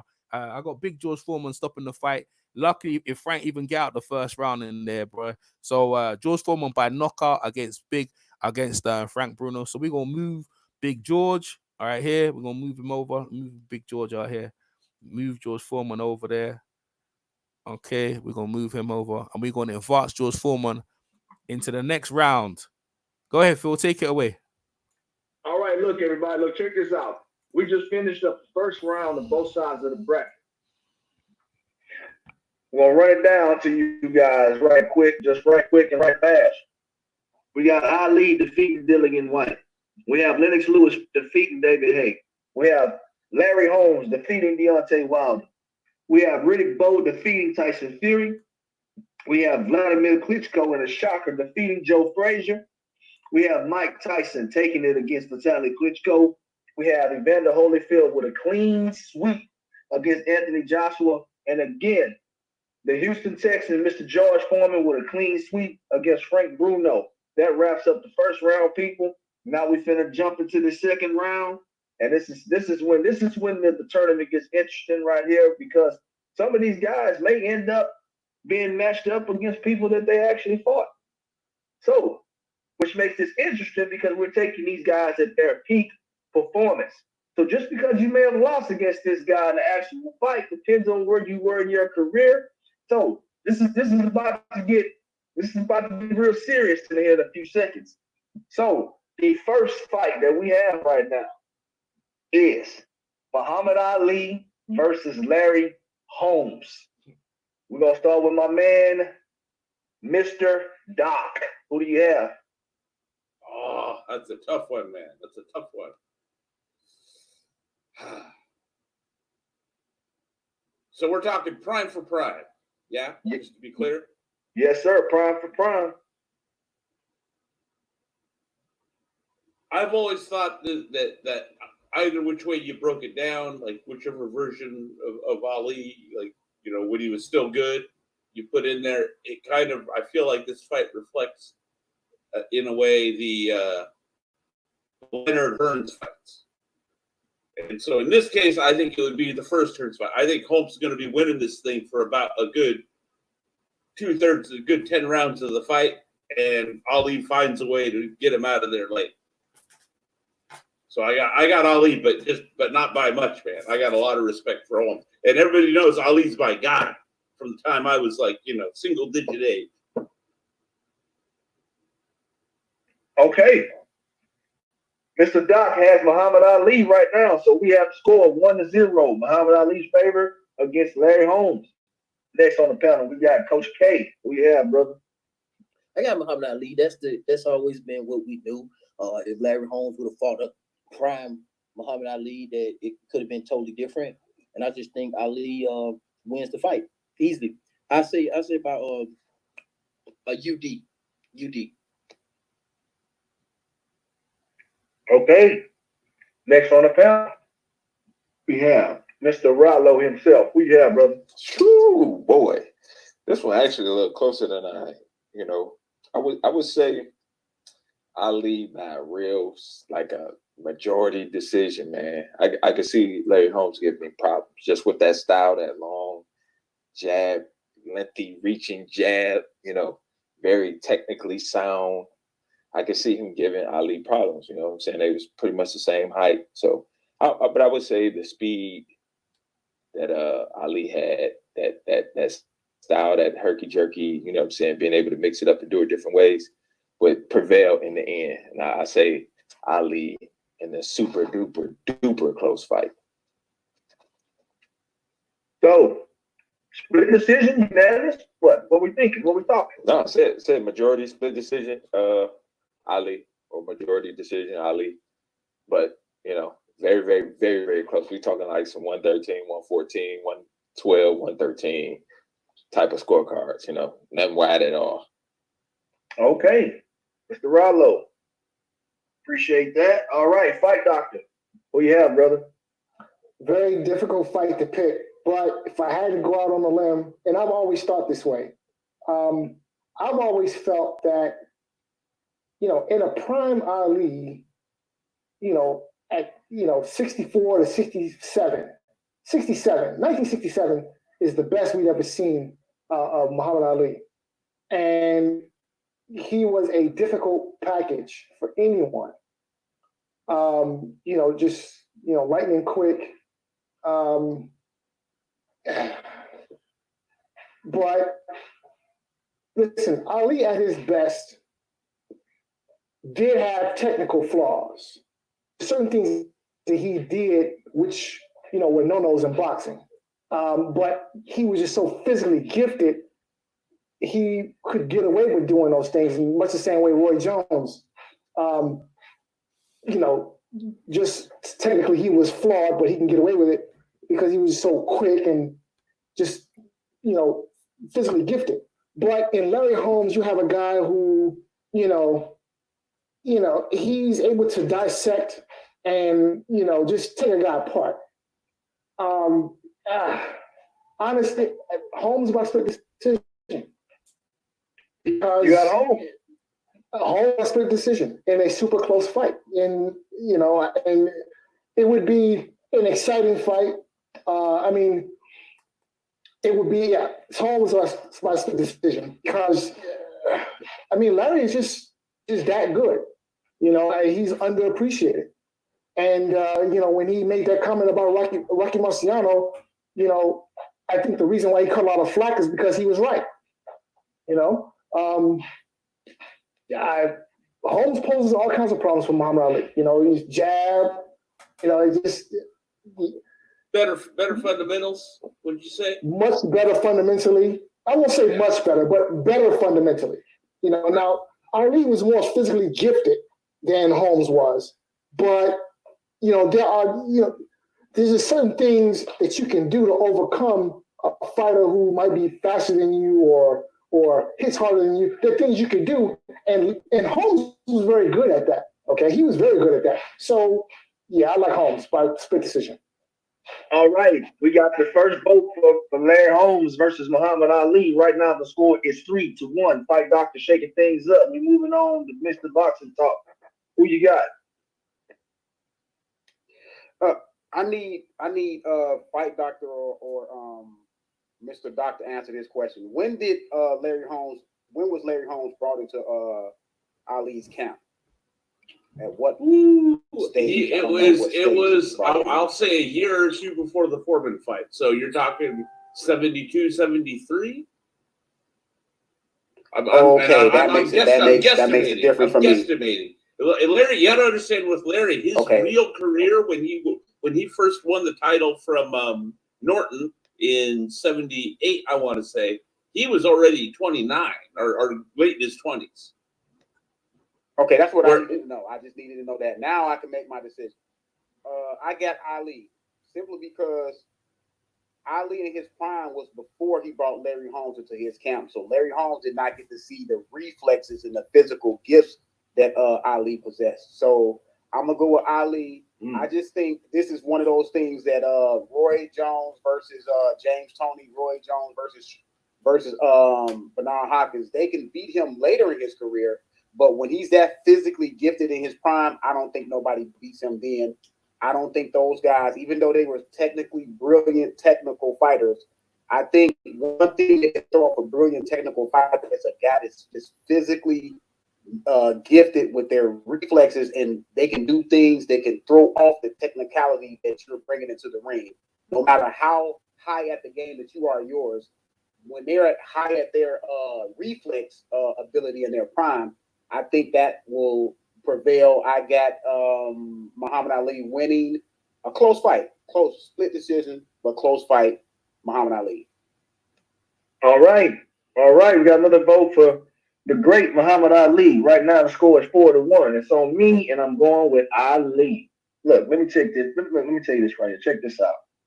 I like Larry Holmes, man. He's a very, very gifted fighter, very, very technical fighter, and his jab, it does not get much better than Larry Holmes' jab. And that's just the bottom line for me personally. At the end of the day, I have to go with Ali for the simple fact that, Ali is probably less technical than Holmes, but in his prime, he was, to me, more fluid. He moved better. I mean, he was just, it was like magic when you watched Ali box in his prime. At the end of the day, I think Ali outpoints him with his overall skill.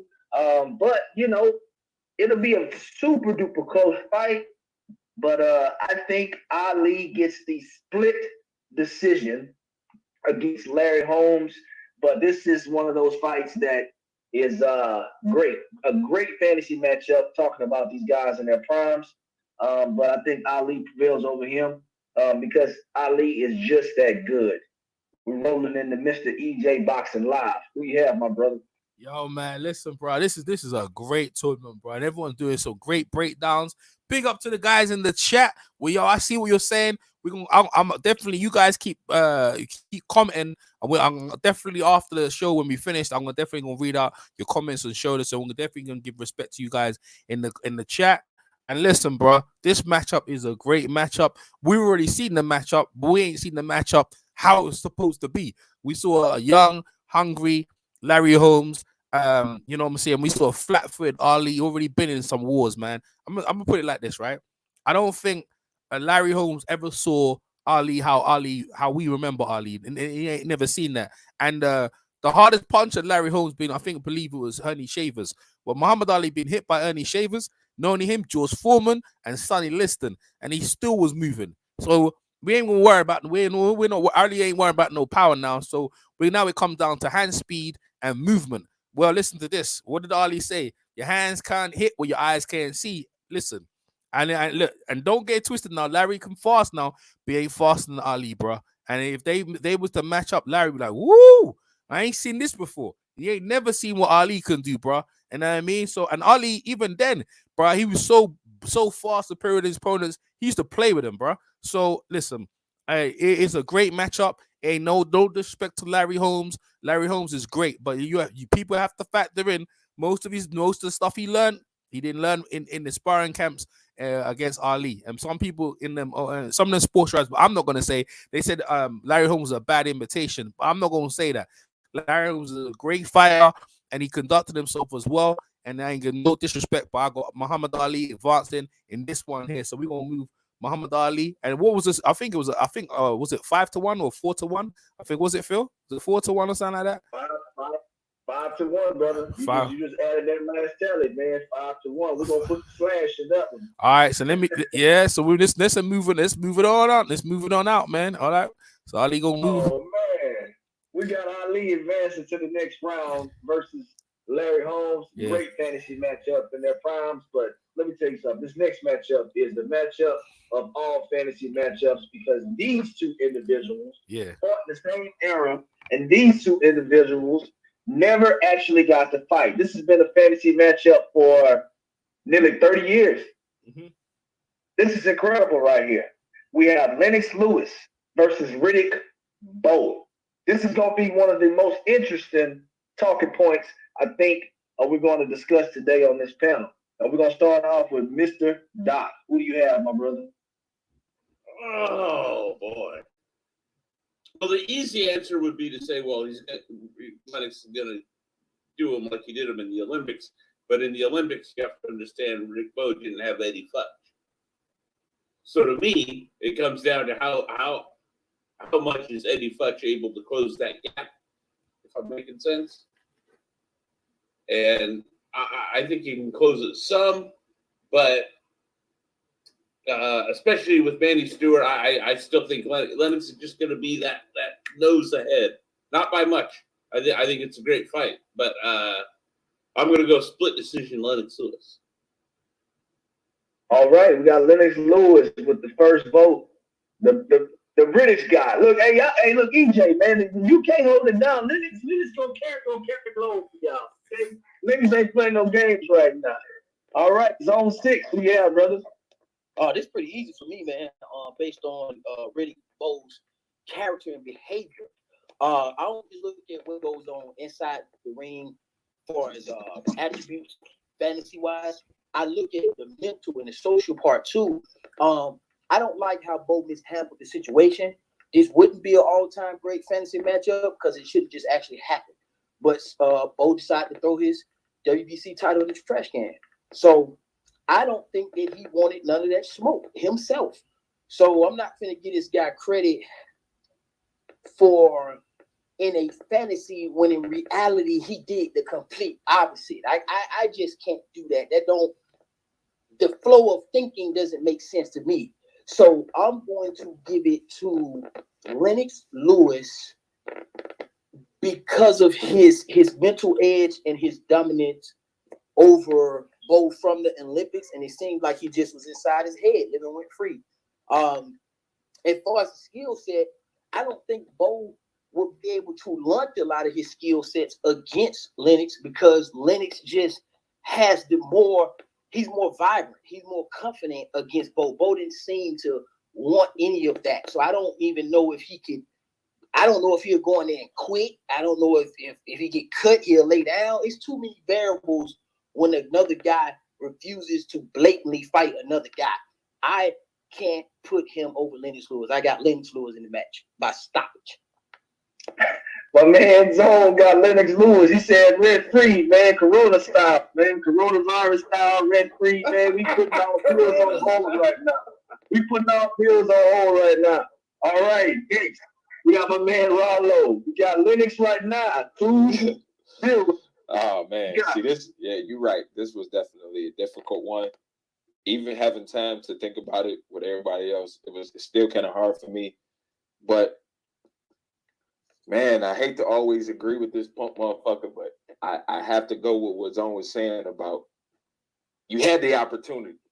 Like it's hard to take that away out of my memory that y'all was supposed to fight, not like an old dude versus a young dude or somebody who coming up trying to fight somebody established. They were like, you the guy and you the guy. Y'all need to fight. And he just for some reason didn't want it. So I just can't even think about this matchup without thinking about the fact that this guy blatantly decided he did not want to fight him. You know what I'm saying? He if anybody else didn't see it, he definitely seen something that he didn't want. You know, so it's hard. Man. I mean, I would have to just had to say Lennox Lewis because I can't think that no other way did Riddick Bowe see it any other way than that. Because if he was confident in beating him, we were definitely living in a time where none of this promoter shit and network shit even existed. So that fight definitely should have happened. And the only reason it didn't was because for some reason Riddick Bowe decided that I'm not getting in the ring with this dude. So I got to go Lennox Lewis as well, man. And even with if we take that out, physical attributes, you know, Lennox was a little taller. I think Riddick Bowe was like 6'3", maybe 6'4". Lennox was about 6'5", good reach, good jab, you know what I'm saying? And really, the only advantage that Riddick Bowe may have had was chin. Maybe, you know what I'm saying? Maybe, you know, but so I got to that's it, man. Lennox Lewis, I would say unanimous decision. You know, we talking 8-4 type decision. Man, it's looking like a clean sweep for Lennox so far, man. I'm gonna see if Fight Doctor gonna shake things up, man. Who you have, Fight Doctor? So I'm wondering if anybody actually saw the fight in the amateurs between Bowe and Lewis. And that stoppage, at least in my opinion, was maybe a bit premature, borderline bogus. It's not like Lewis hit him and then Bowe fell out. And no, it was a referee stoppage. And I don't even really know why the ref stopped the fight. So plus it was in the amateurs, so that doesn't count. But now what does count is what they did as professionals. And in terms of skill, they're close, with slight edge to Bowe. In terms of resume, they're also close. Again, slight edge to Bowe, in my view. But there are just certain intangibles that are in Bowe's favor. For instance, we've seen Bowe get knocked down, but get up and find a way to win. We've seen Bowe in tough, grueling fights, but didn't fold. Lennox Lewis, on the other hand, we've seen him get knocked down twice, but we didn't see him get up and win. So I just think in terms of like the toughness and the fortitude and the stick-to-itiveness and the drive to see yourself through adversity. Yo, it's a mute, man. Yo, everyone else mute, man. Come on, man. Yo, go ahead, Fight Doctor. Go ahead. Yeah, and just like when it comes time to cross the burning sands and go through the fire, like who's going to be able to like emerge on the other side of that trial? Well, we've seen Bowe do that, but we haven't seen Lennox do that.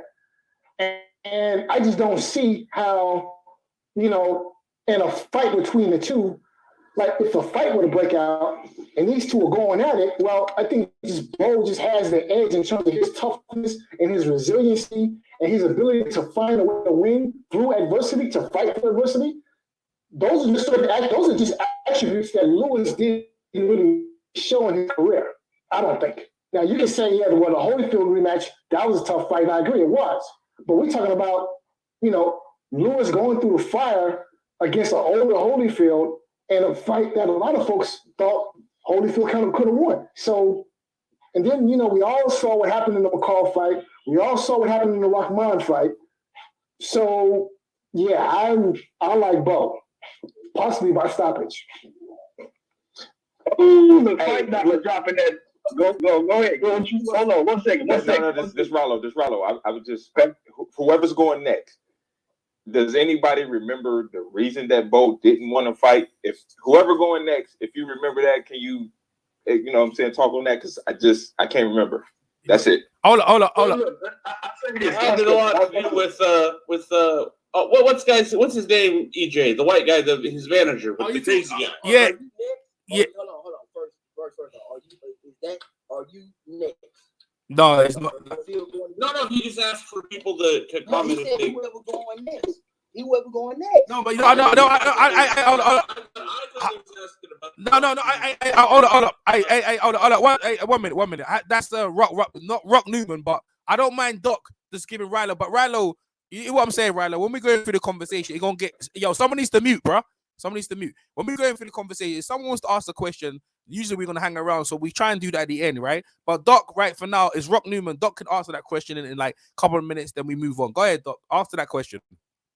I was just going to say, to my understanding, Rock Newman, I recall at some point taking that on himself, that that fight didn't happen, that it was, he considered it was a mistake. I want to say, what were those HBO specials called, DJ? Go ahead, Doc. Let's carry on. Go on, carry on, Doc. It was on one of those HBO documentary specials. You know what I'm talking about, anyways. Where and Rock Newman basically admitted that it was on him that the Lennox Lewis thing didn't happen. Of course he did. Okay. All right, let's go. Manager. Whether he's foolish or not, that's for everybody to take for themselves. I agree. All right, Phil. Go ahead, Phil. Go ahead, Phil. All right, look. So check this out. Right now we got Lennox with 3 votes. The Bo's 1 vote. We got Fight Doctor. He was the first one to pick Riddick Bo versus Lennox Lewis. Next, we got my man Boxing Talk. Who you have?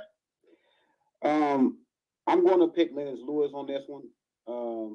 I do like Riddick Bowe. Like I said, I think he's the most skilled heavyweight in the bracket. This is just like one of those things that he ran into the wrong matchup. I know people say, and I'm usually an advocate that the amateurs don't count, but I think the amateurs count more for the heavyweights than the smaller guys, because the smaller guys can always say, well, I can move up in weight. I didn't fight at my best weight in the amateurs. I can either go down or I can go up. Maybe if I fought that guy that I lost to at a lower weight class, I probably could have won. Or if I fought him at a higher weight class, I probably could have won. But if you're a heavyweight, there's nowhere else to go. It's like, that's it. The guy has the mental edge going into the pros, even though the amateurs is not, you're not going to put 100% on that, but you have to put some mental aspect on it. It's a mental aspect that heavyweights have as being the top dog in the cage. And Lennox Lewis proved he was the top dog in the cage. Now, if we change cages, I'm still going to be the top dog. So I got Lennox Lewis. I got Bo. Bo did, beat Holyfield in his prime. That first fight was a prime Holyfield, a prime hungry Holyfield, who faced Bo and had supreme confidence over Bo because he said Bo was his sparring partner. He used to get off on Bo. Bo even admitted Holyfield used to get off on him. Bo was able to overcome that mental fortitude against Evander Holyfield. But I just can't take the vision out of my mind of the man throwing the belt in the trash. And we're talking prime for prime. He threw the belt in the trash in his prime. So it's just hard for me to overlook that. I got Lennox Lewis and Bo coming to this fight, trash talking in the press conference. Lennox Lewis keeping his calm, Bo, emotionally going off. His not his trainer, but his promoter, Rock Newman, was a very emotional guy. So his whole corner over there was emotional. I'm not talking about his trainer Futch, but I'm talking about from his promoter. His promoter, Riddick Bowe, took a lot of energy from his promoter. His promoter was like out there. So I see Riddick Bowe coming into the fight very emotional. We know in boxing you cannot come in emotional the way that I think he will come in. He will fight good for the first 5 or 6 rounds, but I think that emotion that he came in with will drain him physically. And I just think Lennox Lewis will take over and the cream will rise to the top as far as these two are concerned. And I just think Lennox Lewis will probably stop him in round 10 or 11. Okay, my man just gave a marvelous breakdown on why he's picking Lennox Lewis to beat Riddick Bowe. Right now, the score is 4-1 in favor of Lennox Lewis. It's on me right now. Look, let me tell you something. Riddick Bowe has nightmares about Lennox Lewis. Till this day, Riddick Bowe cannot stand Lennox Lewis. But guess what? Lennox Lewis don't have a problem with Bowe. You know why? Because Lennox Lewis was willing to do what it took to make the fight happen. He wanted all the smoke, and it was Bowe who did not want the smoke. As my man just mentioned, Bowe threw that belt in the trash during his peak prime. During the prime of his career, he decided to duck the smoke with Lennox Lewis. Okay? At the end of the day, you go prime for prime, I have to go with Lennox Lewis, the UK fighter, holding it down for the UK entirely right now. At the end of the day, I think Lennox Lewis has a lot of success against Bowe, but this will be a very, very hard fight. I give the toughness to Bowe, but I give the overall fight to Lennox Lewis.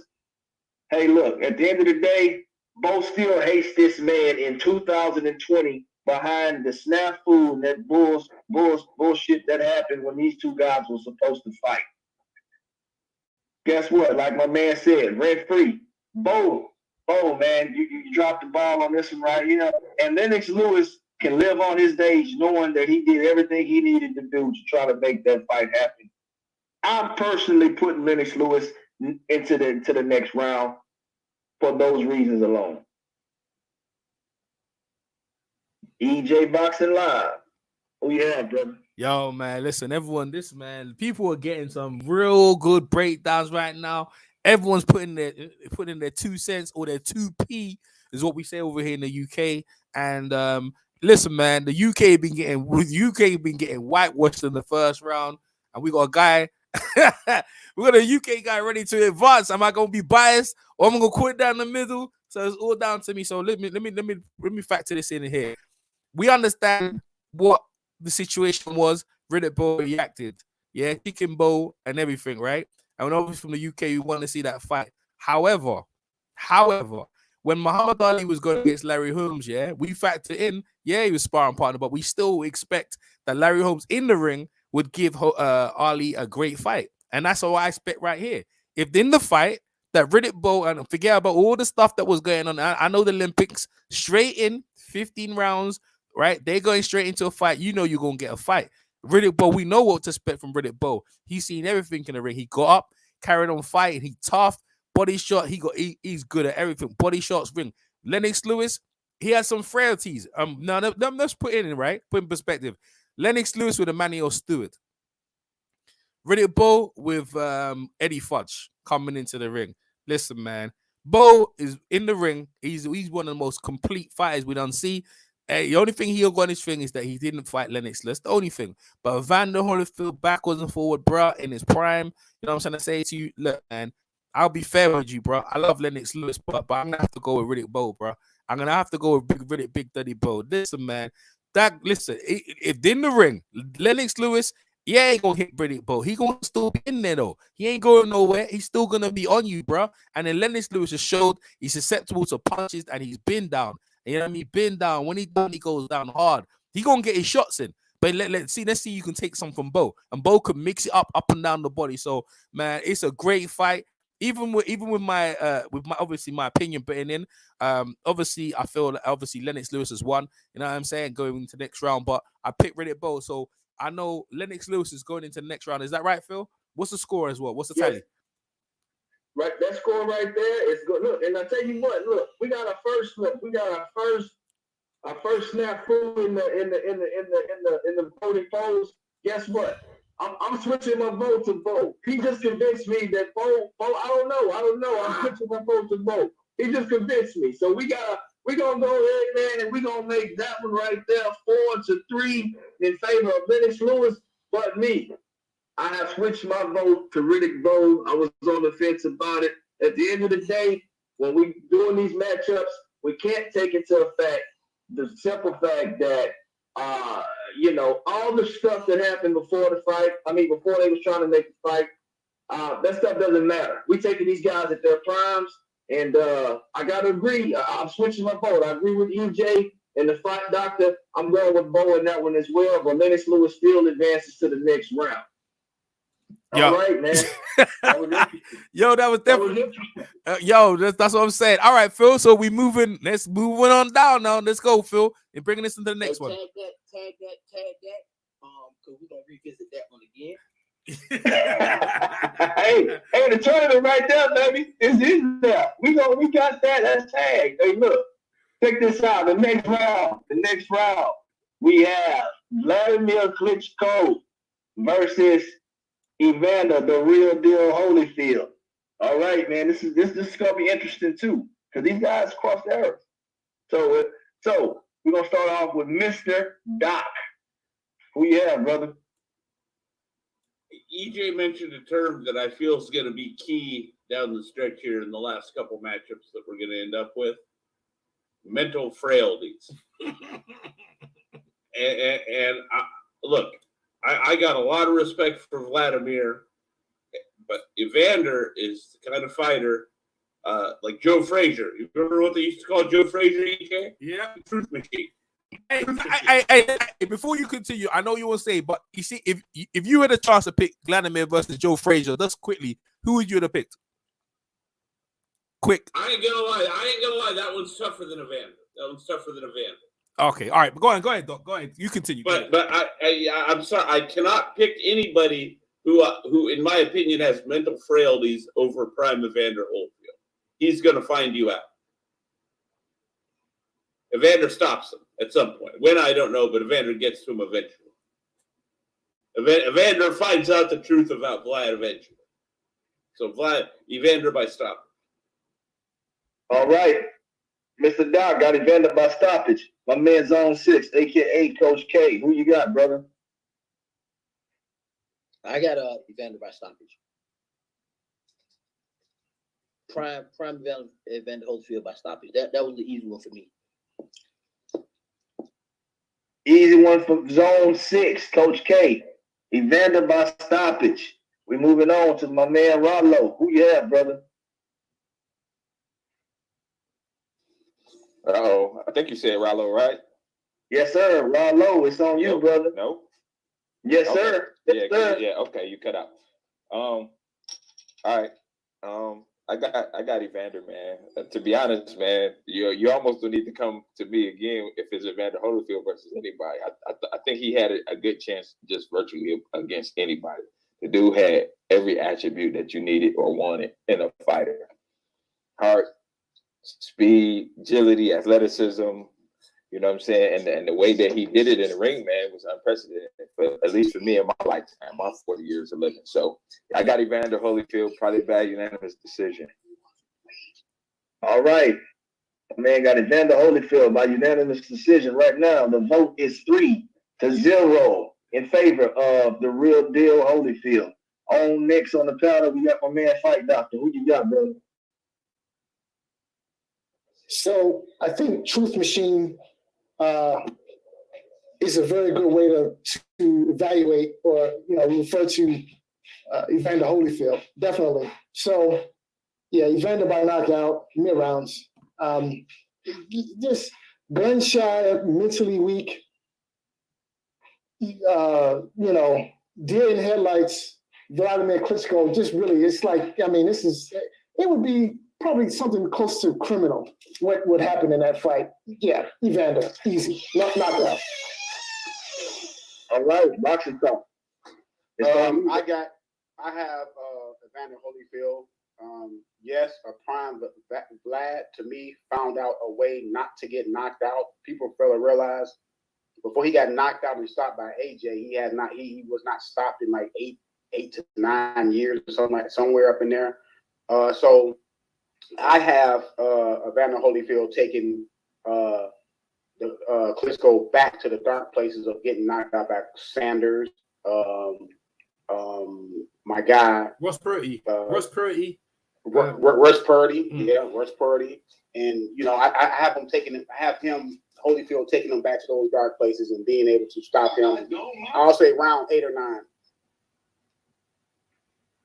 All right, round 8 or 9, stoppage, nasty, get him out of there.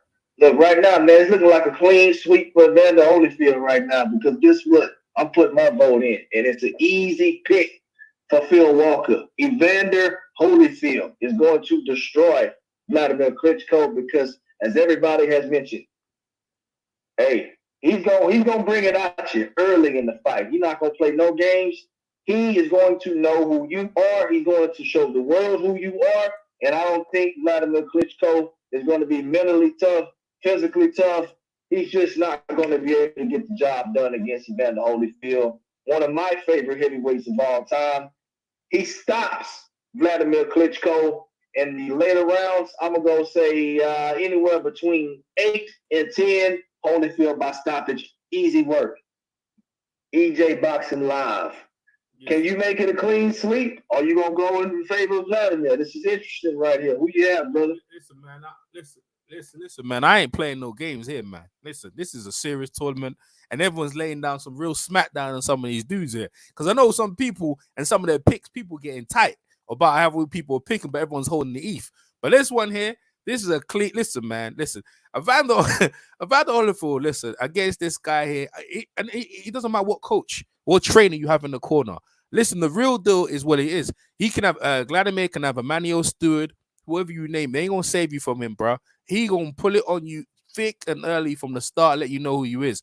Wladimir gonna be in a nightmare, and after this fight, I think he gonna question about whether he wants to fight So, man, I got Evander Holyfield by stoppage, man, screaming for his life against Evander Holyfield, boy. So he moves into the next round. I already moved to everyone while we was talking because it was you know what time it is. So he's already advanced into the next round, and we're gonna keep that moving. Go ahead, Mr. Walker. Go ahead, keep doing your thing. All right, man, we're gonna keep it rolling, man. What they say, the show must go on, and Evander Holyfield has advanced to the next round. We're gonna go across the way to the other side of the bracket. Right now, we have a guy straight out of Texas, right? Houston, Texas. George Foreman versus the Brownsville Killer, Mike Tyson. All right, we're gonna start out with Mr. Doc. Who do you have in that one? I have always maintained, whether it's young Foreman, old man Foreman, whatever, Mike Tyson is custom made for him.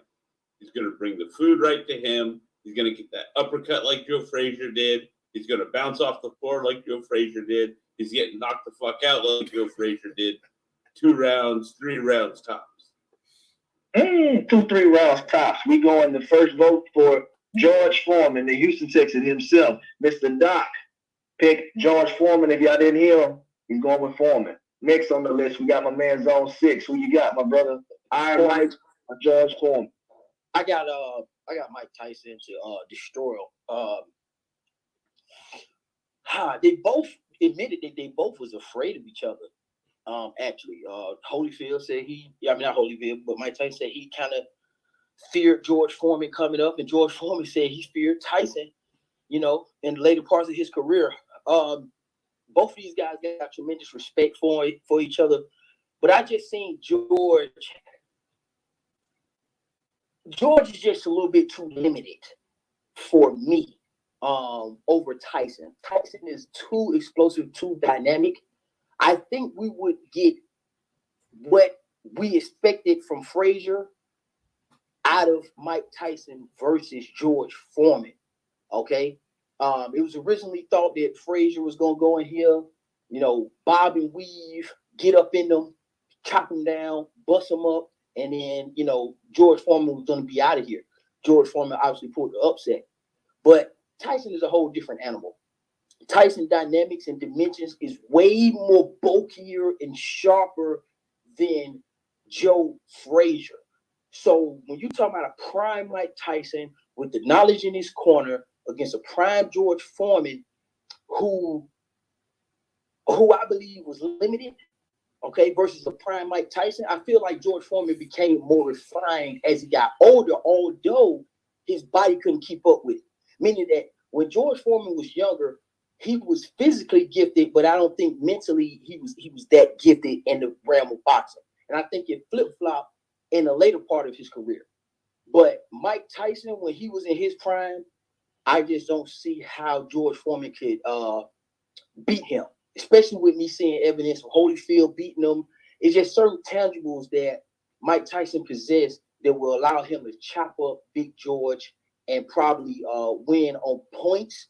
I don't know if he stopped him, but I definitely see Tyson putting George down on the canvas, maybe a couple of times to win a decision. Oh man, that was a good breakdown, Zone. We like how you wrapped up that pick and going with Iron Mike Tyson. That was nice, man. Everybody's doing a great job on the panel, man. You guys in the chat, put your picks in the chat. We got Zone right now. He just picked Mike Tyson. Mr. Doc picked Big George. We on to Mr. Rollo. Who you got, brother? All right. So, as I stated before, we're talking about a man who was literally one fight away from being the greatest of all time. One fight away. I mean, 39-0 with 38 knockouts or some shit like that. And he stepped in the ring with a dude who came up with a game plan and stopped him. That version of that dude who got stopped in that fight was very different from the version of the dude who knocked out Joe Frazier. The fight with Joe Frazier looked like the 0-16 Lions versus 16-0 Patriots. That's how that fight looked. So even if you soup up Joe Frazier, put a Hemi engine in him, some high-octane gas, change the spark plugs and all of that shit, you only make it a slightly more competitive fight with Mike Tyson. I think George Foreman, he knocks him out at some point in time in the fight, mid-rounds, 5, 6, you know what I'm saying? I think it was Fight Doctor say he's tailor-made, man, because Tyson has to come in and Foreman, that a dude coming straight at him is the epitome of what he needs in a fight. Over with, man. I think Foreman knocks him out. As much as I love Mike Tyson, I think Foreman takes care of him, man. A prime George Foreman, 6th round, 5th round, it's over with. Out of there. Sleep. All right, man. My man going with Big George. And that comment was made by Mr. Doc. Fight Doctor is next on the panel to say who he has winning this fight right here. So this would be a good fight for as long as it lasted. And the question for me is, could George, how would George deal with Tyson's aggression? Now, see, for Tyson, the biggest knock against him was, could he fight going backwards? Now, that question was never answered in his prime because nobody was able to stand up to him and force him to fight backwards. We didn't see that until, he got into the ring with Evander Holyfield, who was able to sort of disrupt Tyson's rhythm and, make him kind of fight at a range in a way he wasn't necessarily comfortable. Question is, could George disrupt Tyson's rhythm? Could he force him onto the back foot? And I think if George could do that, then maybe he would be able to land his big punches. Now, I think one aspect of Tyson's game, which is overrated and basically just ignored, is his defense. Tyson was actually defensively sound and was very hard to hit in his prime. But again, he was very hard to hit, within the dimension that he was good at, coming forward, bobbing and weaving, and he did work behind a jab, Mike Tyson, in his prime. So, I mean, this is a tough one. But I actually think that, see, George actually, his boxing ability is a bit underrated. Now, I'm not saying that he was, would ever be confused with Larry Holmes, with Muhammad Ali. No. But there were certain things that George was able to do to disrupt his opponent's rhythm. And George is actually pretty good at, George had good footwork, and he was actually good at controlling the distance. There were just little subtle things that George was able to do to set up his punches. Right, there's certain things that George was able to do to control the distance and set up his punches. And, we saw that in the Frazier fights. He was able to disrupt Frazier and not allow Frazier to do what he wanted to do, which was to get on the inside and work. And, George was able to catch Frazier, at the range where Frazier didn't want to fight, but where George wanted to be. And maybe he would be able to do that with a prime Mike Tyson. I don't know. This is a tough one. You put a gun to my head, I would have to pick George, only because George has beaten a better opposition. We've seen what George was able to do with a guy who was Tyson-esque in Joe Frazier, and he did it twice. So, we've seen George Foreman, what he was able to do to a guy like Ken Norton. We've just never seen Tyson beat this level of opposition. So I would have to pick Foreman. All right, Mike Doctor, man, was torn between the two. He was torn between the two, but eventually he went on ahead and went with Big George for the win against Iron Mike Tyson. All right, we got my man Boxing Talk. What's up? What you got for us? I like what Zone said about George Foreman. The thing about George Foreman is he was never the whole package at one time. A lot of these guys in their prime and these elite fighters that we are picking from, at least they had the package at the same time. So you can really go off of what they did in their prime. George Foreman in his prime was a rock'em sock'em.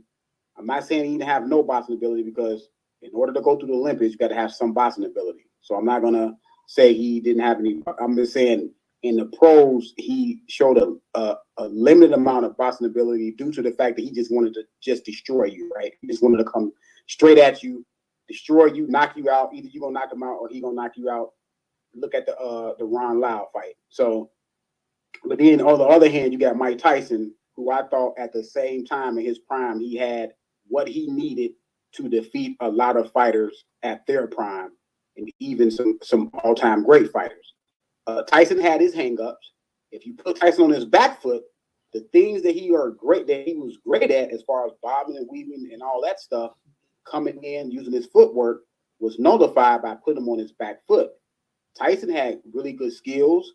He actually jabbed more than what people realize, but he had trouble against bigger fighters. Even in his prime, guys were able to take him to the distance that knew their way around the ring. So I'm gonna have to go with Big George in this one. I believe Big George will put him on him on the back foot eventually in the fight, and I believe Big George will be able to land his hard punches coming forward. I believe I believe Tyson will be discouraged on being on his back foot, because if you look at the Holyfield fight, when Holyfield was putting him on his back foot, he was discouraged. When James Buster Douglas was putting him on his back foot, he was discouraged. So I will have to go with Big George by 9 to 10 round stoppage. It's not going to be easy, because when you knock out Mike Tyson, you have to really put some wood on this boy, because I've seen him take about 20 power shots from Danny Williams before he got knocked out. So I would say George Foreman by knockout, by stoppage. Really, really tough, action-packed fight. Probably the fight of the decade.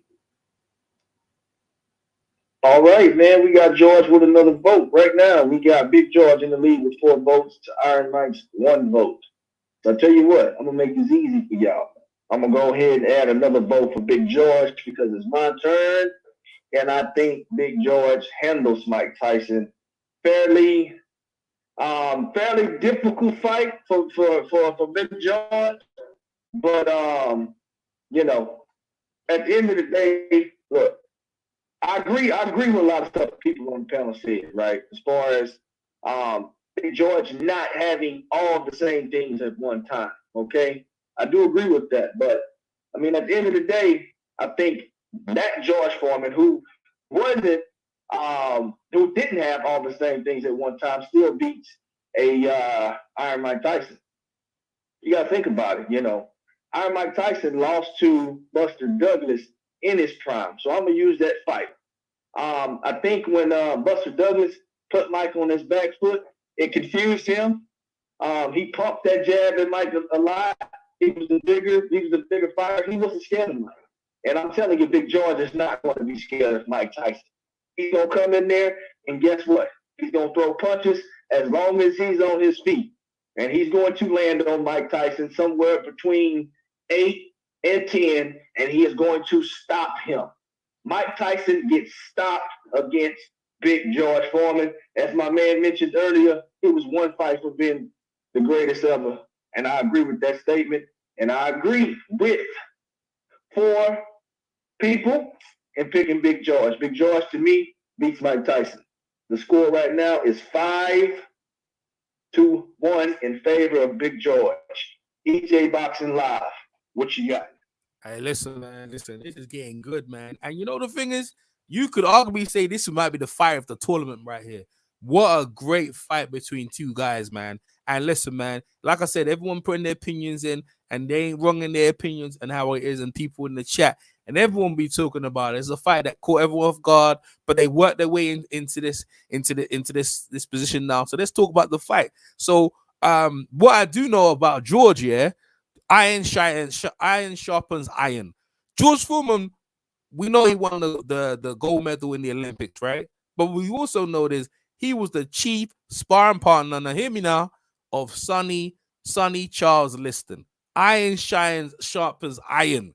So now you know, yeah, if you're getting punched, if you're in a sparring, and not once now, he was there for a good couple of years over there with what's that guy's name again now? One of them old trainers. They had him sparring him regularly. So now power is not gonna be a thing for him when you sparring Sonny Liston, and you know what Sonny Liston can do, bro. Sonny Liston, one of the most hardest hitting heavyweights other than George Foreman and Mike Tyson.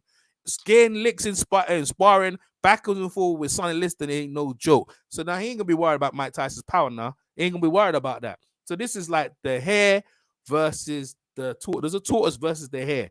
The fight starts. Mike Tyson's going fast. Yeah, he catching him angles, going underneath, but he gonna eventually gonna tire out, bro. And George Foreman gonna be pushing him back and shooting in them uppercuts.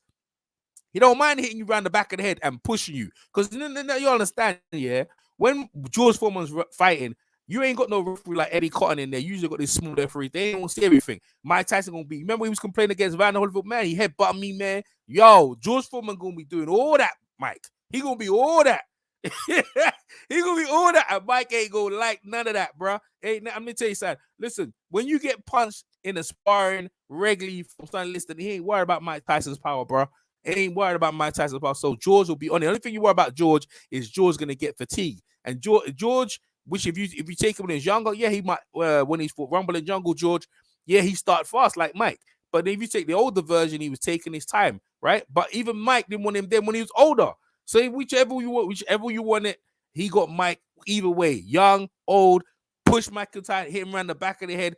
You know what I'm saying? So I don't like Mike's chancing that, and Mike don't like his chancing there either. I mean, remember Mike said when he fought Larry Holmes, a lot of people said they dismissed that. He said, bro, if I was in my prime, Larry's on I wouldn't stand a chance. So it's the same thing I'm going to say to you, Mike, if you're going against Big George Foreman. I don't think you would stand a chance. It would be a good, entertaining fight for the fans, but, bro, people going to be upset. George Foreman coming away. Big George Foreman's coming away with that. So I'm going to move Big George Foreman. Hold up now. Big George Foreman, the big Texan is going through, boy. You know what I mean? I like Mike Tyson, this and that, but not in this matchup right here. You know what I mean? Not in that. That is hell for Mike Tyson. And everyone knows it, bro.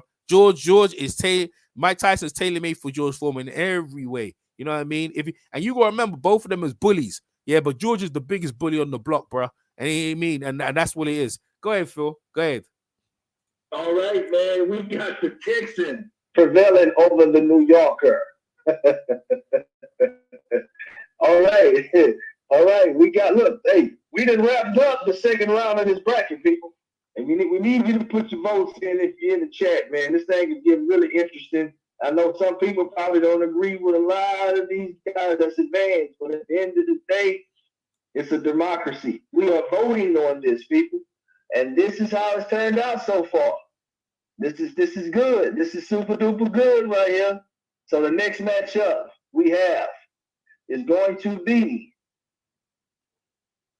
Muhammad Ali versus Evander Holyfield. No, Lennox Lewis. Excuse me, yeah, Lennox Lewis, my bad. Yeah. Muhammad Ali versus Lennox Lewis. I'm confused. I thought it's George and Lennox next. No, George is going against George is going against. The way the bracket set up. The way the bracket set up, it's it's top to bottom? Or is it left and right? No, they meet here. Right. Look, they meet here. No, it's left and right. No, I said it right the first time. Yeah, it's gonna be Ali versus top to bottom. It's top to bottom. Yeah, it's gonna be. I said it right the first time. It's gonna be the champion of each bracket. Yeah. Yeah, look, it's so here. Right here. You saw it in the picture. Ali versus Lennox Lewis. Let's go. Let's go. Okay. All right, cool. We're gonna go Ali versus Lennox Lewis. Right here. All right. We got Muhammad Ali versus Lennox Lewis, and the first person gonna jump that off is Mr. Doc. Well, I said this was going to come up again, EJ. Mental frailties. You cannot have any mental frailties against my dude Ali. Again, Lennox presents some technical difficulties for sure. Don't get me wrong. But I think Ali gets him out of it. Look at the Ron Lyle fight. I think it looks something like that, something along them lines. So I mean, Lennox will acquit himself well, but eventually Ali going to get to him and get him out of there. Ron Lyle fight. Yeah, I stand by that. It's going to look like the Ron Lyle fight. You know that one, right, EJ? Yep. Yeah, you know what I'm saying. Okay. All right, we got Mr. Doc. Mr. Doc with his first pick. Hey, can I say one thing real quick? Sure, why not? Okay, so we were doing left to right brackets. Why didn't we do top to bottom on each side and then get the best out of each side and the each side fight each other in a championship? So because it's a red and a blue corner. That's why we didn't do east and west. Okay. So whoever comes out of the red corner. They did north and south on us, man. They did north and south on us. I was thinking the same thing. It should be whoever's on the left, which is the blue corner, should end up ultimately facing who's on the right side, which is the red corner. Yeah. So how we? All right, I'm a little mixed up because you can see by the break. Yeah, maybe I'm looking at something different, but on mine, it's got. We should have went from top to bottom. Yo, hold on. It's clear to see on if you guys got the chart and everyone can see on YouTube or where they're going. So we don't need to debate about that. That's what it is. Lennox Lewis versus Muhammad Ali. Let's keep it moving. Go ahead. It's on me, right? I got mine's quick anyway. I got Ali by decision, possibly late round stoppage. Easy work for Zone 6. Coach K, Muhammad Ali with the pick. All right, we got Ali right now with the score is 2-0. All right, we on my man Rollo. Who you got? Yeah, man, that athleticism just too much for him. Similar to a Holyfield. I got Ali in the UD unanimous decision. Somewhere in that 7-5, 8-4 range. Okay, we got Ali again, man. It's late in the tournament, man, for a clean sweep. We might get us another clean sweep. Who knows? All right. Fight doctor. Who you got, brother? So in this fight, I like Ali in a snooze fest by unanimous decision. The fight is probably going to be uninspiring. Just Ali, a lot of jabbing, a lot of moving. Lennox following him around probably a lot, getting hit. and losing on the cards. Easy work. Easy work. Who you got, Bob? I got Ali. The difference is the full speed, the consistent jab that Ali has. I agree that this fight can possibly be uninspiring and maybe boring to some people, because I just think Ali will just circle him and outbox him and just use his foot speed.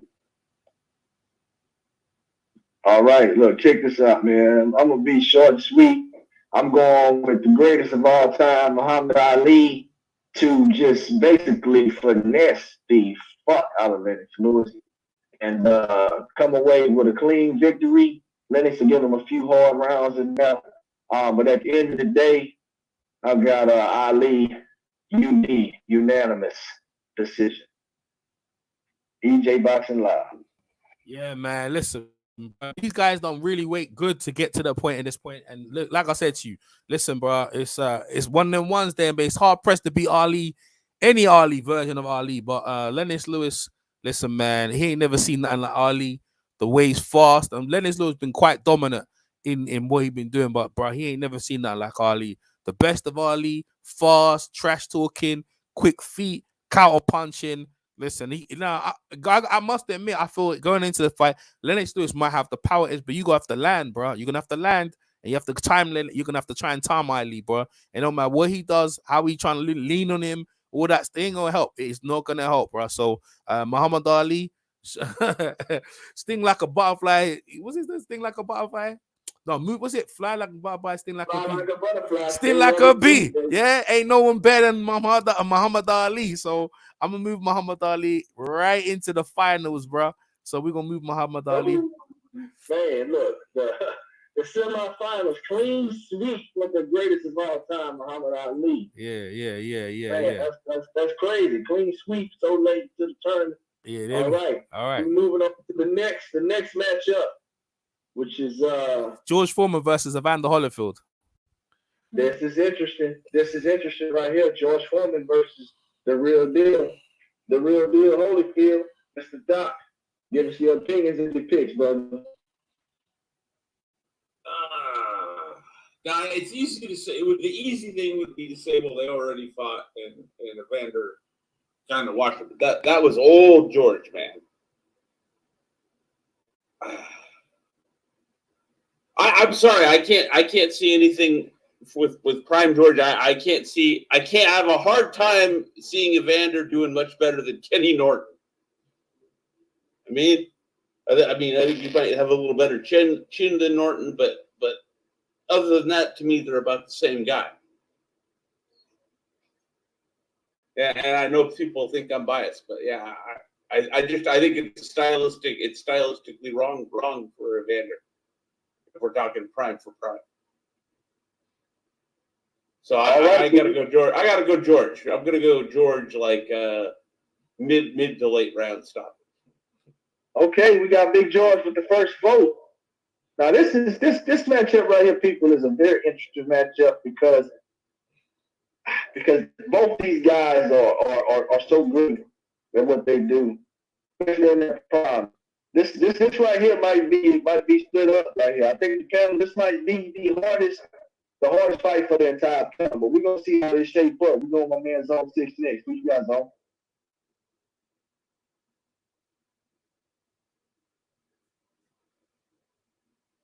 All right, we'll go back to Zone 6. We'll drop back to Zone 6. Let's go to Rollo. Rollo, who you got? Woo-hoo. Boy, this is the hardest one for me.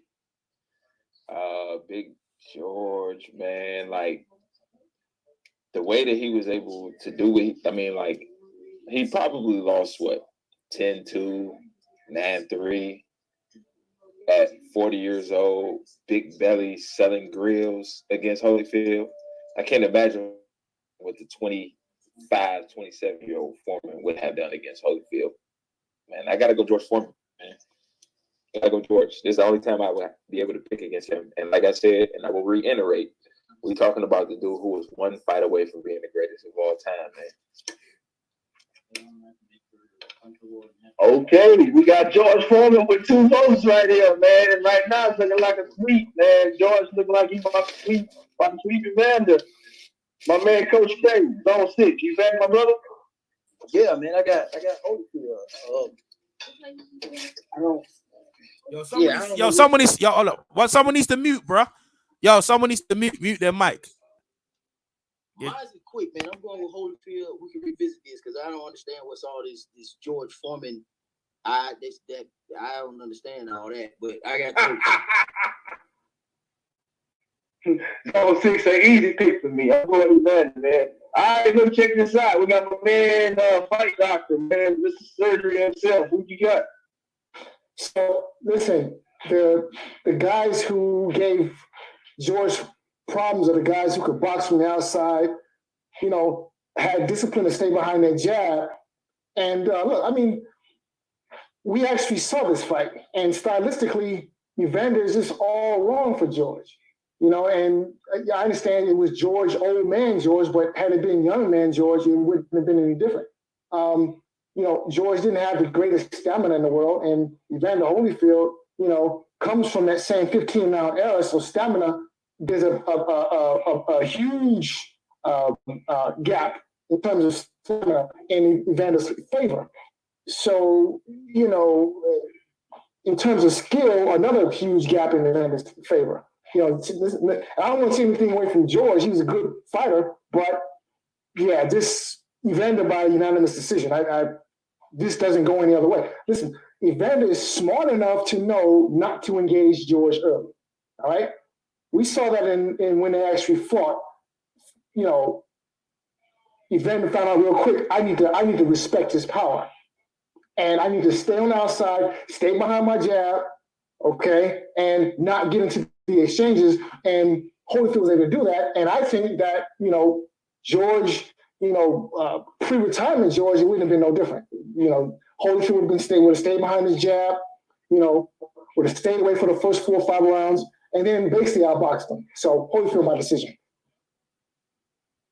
Oh, I thought you was looking like a clean sweep for George, but guess what though? Now it's 2-2. It's tied up right now. Boxing talk.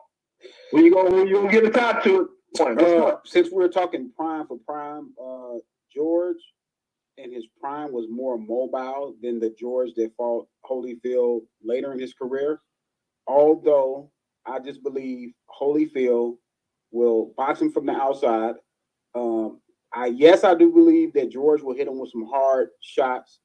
And the question is, will Holyfield engage in the tough man side of him? Because we all know Evander Holyfield, when you hit him hard, he wants to hit you hard.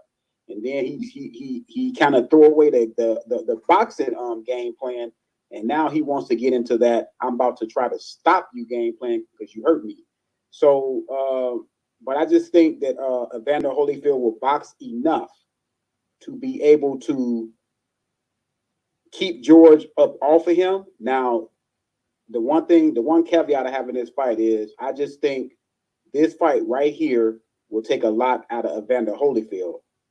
But however, I believe Evander Holyfield will prevail.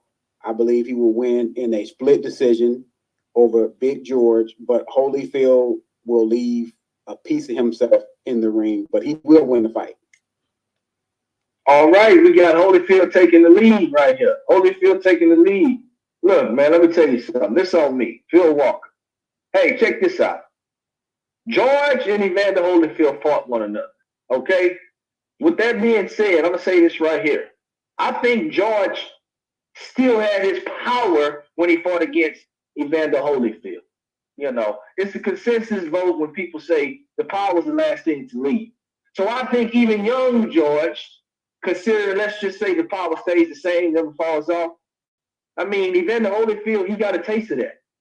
But of course, young George in his prime, he moved a little better, but he still doesn't move better than Evander Holyfield. Okay? So I think Evander Holyfield's chin can stand up to the test regardless. If you're talking about young George, and he proved it against old George, okay? And guess what? Skill for skill, Evander Holyfield still outperforms George Foreman, even early George Foreman. So for me, I'm going with Evander Holyfield, the real deal, because guess what? He got a taste of his power, young George, old George, and Evander Holyfield is just too athletic and too relentless, and I think he's going to get a split decision against George Foreman. So I'm going Evander. I'm going Evander. You put EJ on the line here. Right now. Well, the score right now is 4-3 in favor of Evander. That's what I'm saying. You got EJ on EJ's on the line here. Well, we're gonna see what EJ gonna do. We curious. This is his channel. We're breaking it down. This is for to see who's gonna fight in the championship right here. What's up, EJ? Yo, listen, bro. No, it's not tied up right now, but it might be depending on my opinion. That's what he's saying. All right, so listen, this is a great matchup. But like most people said, we didn't see it. We don't see this already. But it wasn't George Foreman in his prime. Now, George Foreman in his prime, intimidating, bully, come forward and doing his thing. Now, Evander Holyfield, that suits Evander fine. Hey man, if you think you're a bully, you think you a Tom, come with it. I'm ready to go. And I must admit, bro, they gonna go hammering on each other. But when it comes down to it, George Foreman, he's all good when he's doing his thing, and most of the guys are running or scared of him. But Evander ain't gonna go nowhere, and he gonna go nowhere. He gonna take what George is coming, and he gonna get some. And I like George Foreman. I'm not gonna lie. When I initially, I ain't gonna lie. You guys convinced me on who I was initially gonna pick, because I initially was all set in. I'm gonna pick George Foreman, but just listening to you guys and especially how you remember how devalued Evander Holyfield on the HBO broadcasted. Every time he be fighting, they didn't give him no credit, no respect. The only respect he had to get is when he beat Mike Tyson. Well, I'll tell you, he gonna get respect today. Evander Holyfield, salute you. You going into the finals right here. And man, the real deal is the real deal. And we're going to get it right tonight. So that's what we're doing right here. Okay. Oh, shit. Now, EJ, y'all know that we was got a tiebreaker. No, wait. Yeah, we got a problem. Oh, wait. That's a tiebreaker. That was a tiebreaker. I'm not people on the panel. No, that made it a tie. Did that make it a tie, or did it break the tie? It was 3-3. No. Look, it was look. Fight. No. Zone picked Evander. Yes. Okay. All right. I picked Evander. Boxing Talk picked Evander. Rallo. I think Rallo, you picked Big George, didn't you? Yeah, I think Rallo and Fight Doctor and me picked George. Yeah. So that was no. I picked Evander. That's correct. Yeah, Fight Doctor. Yeah, Fight Doctor. Okay. So it was 4. He would have made it right here. Listen, EJ would have made it to a tie. No, it was 4. It was 4-2. It was 4-2. He would have made it a tie. EJ. No. Okay. I got you. You're right. So my bad. Seven people. 7 people on the panel. Hold on, son. There's 7 people on the panel.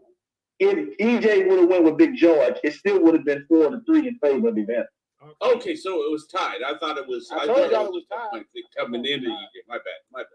Yeah. All right, we got that right, and Phil Walker doing a great job of being the moderator and making sure we get everything right. So Phil, it's up to you. Go ahead. Ooh, hey man, yo, look, I'll be honest with you, man. This matchup right here, this is how bracket is supposed to look, man. This is democracy at its finest right here, man. You got Muhammad Ali against Evander Holyfield. Man, this is a matchup that, man, I can imagine how this fight would be in my head right now. But it's not all about me. It's about the entire panel. So we gonna vote on this thing like we've been voting on it all day. This is for all the marbles right here, man. This is for all the marbles. We're gonna start out with my man, Mr. Doc. Who do you have out of Muhammad Ali and Evander Holyfield? I bet EJ knows exactly where I'm going. I watched a prime champion, Evander Holyfield, struggle with a 40-something-year-old grandfather, Larry Holmes. All right? Struggle. And the struggle so bad, he got that cut, EJ, right? that cut was ruled from a punch in that fight. You mean? He could have got stopped on it was a nasty cut. He could have if he didn't have a good cut man in his corner like he did, he could have lost to old Grandpa Holmes. So I'm sorry, but people are gonna have to persuade me to pick any other way than Ali against Evander. Granted, I think Evander does stylistically pose a lot of problems, similar to the way Frazier did and a Mike Tyson would, but no, I can't do it. I can't do it. All right, we got Mr. Doc going with Muhammad Ali. You know, I'm gonna be honest with you. I kind of figured Mr. Doc would go with Muhammad Ali, considering his amateur. That's my dude. I ain't gonna lie. That's my dude. UD. I'm going UD. Just for the record. UD. You think? But look, UD. You ain't gonna stop him, but he's gonna UD.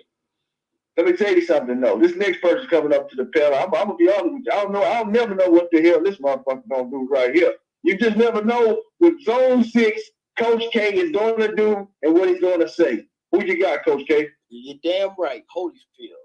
Holyfield will chase Muhammad Ali down, keep him honest. Holyfield got too much skill, man, too much heart, too much will. And I don't see Muhammad Ali being able to pull some of the stunts that he pulled against most of the other fighters. And now I hear people referencing other fighters like it. I just don't see it. I just don't see Ali being able to. He pulls back a little bit too much. Holyfield's good on the inside. He's a little bit more contained and poised rather than Joe Frazier. Joe Frazier was sporadic all over the place, just winking shots, shooting in the dark, and just catching Muhammad Ali if he could in the first fight. Holyfield is not like that, man.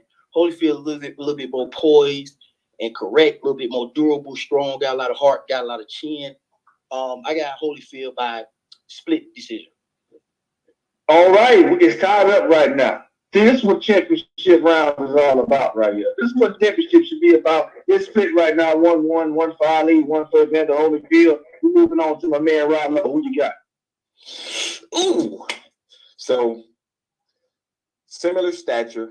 You know what I'm saying? They both about, 6'2", 6'3", same weight, 215 at the prime. You know what I'm saying? 210-ish. But I just got Holyfield, man. Just too much grit, determination, you know what I'm saying? All of that.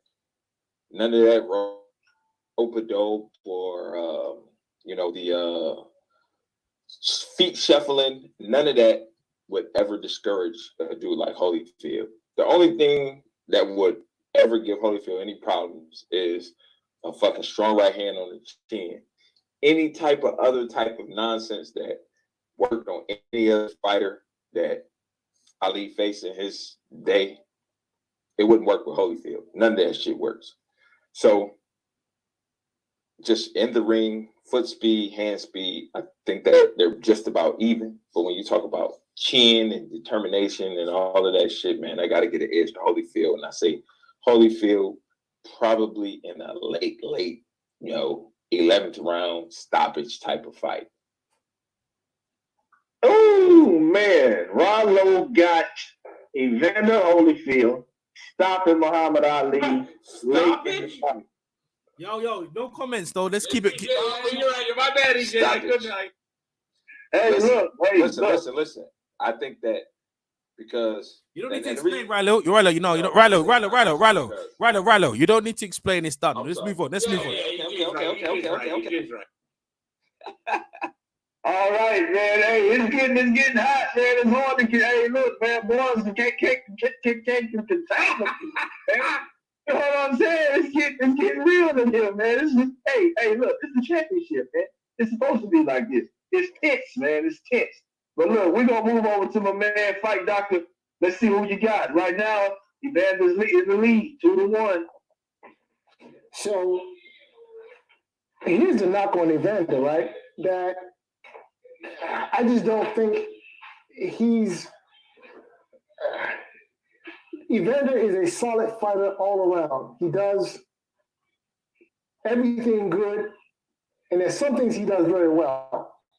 But I just think in terms of his defense, and his natural style of fighting, like he's naturally a guy who he's looking to counter you. And just a guy in Ali, I can see him fighting this fight, off the back foot. Holyfield, look, we've seen Holyfield get outboxed before. Michael Moore did it. So I just think that, the Ali jab poses a problem that maybe, Holyfield looks to counter, but the counter is just not there. And, Ali is touching him up with the jab all night. He did look bad against Larry Holmes, a 40-something-year-old Larry Holmes, where a prime Larry Holmes would have beaten Holyfield, I think. Listen, it's not, a 40-something-year-old man is, going stretches in a fight, outboxing you, giving you a boxing lesson. So, if you're going the distance with a 40-year-old Larry Holmes, what do you do with in his prime Muhammad Ali?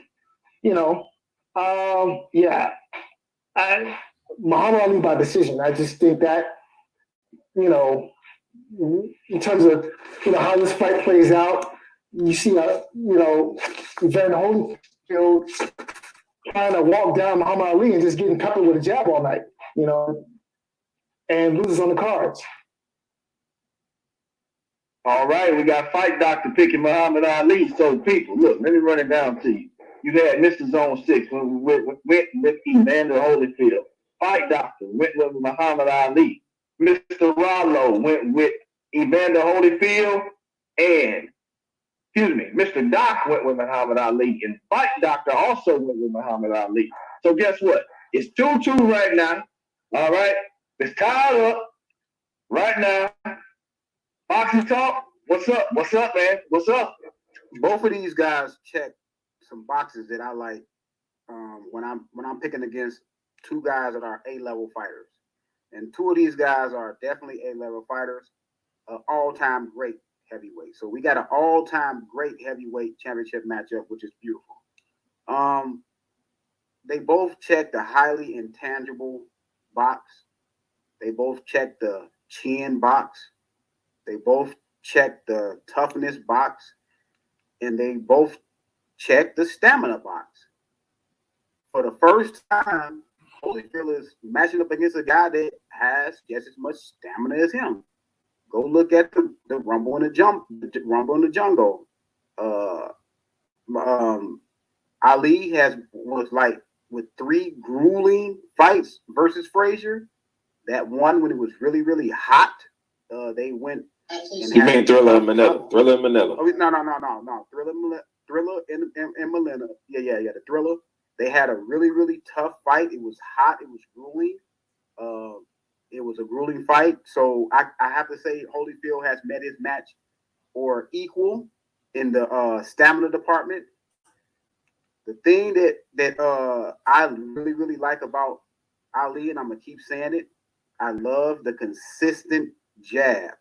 And when you're fighting in a high-level fight of this magnitude, that jab can win those close rounds. Both of these guys are physically in height and weight around about the same, because Holyfield at his average weight, he fought about 215, like the guy said. Ali fought around about 215, maybe 220, somewhere up in that area. So neither one of these guys are the quote-unquote super heavyweight. Ali is not going up against a bigger George Foreman. Evander Holyfield is not going up a bigger Lennox Lewis. So right there, these fighters are right there with each other.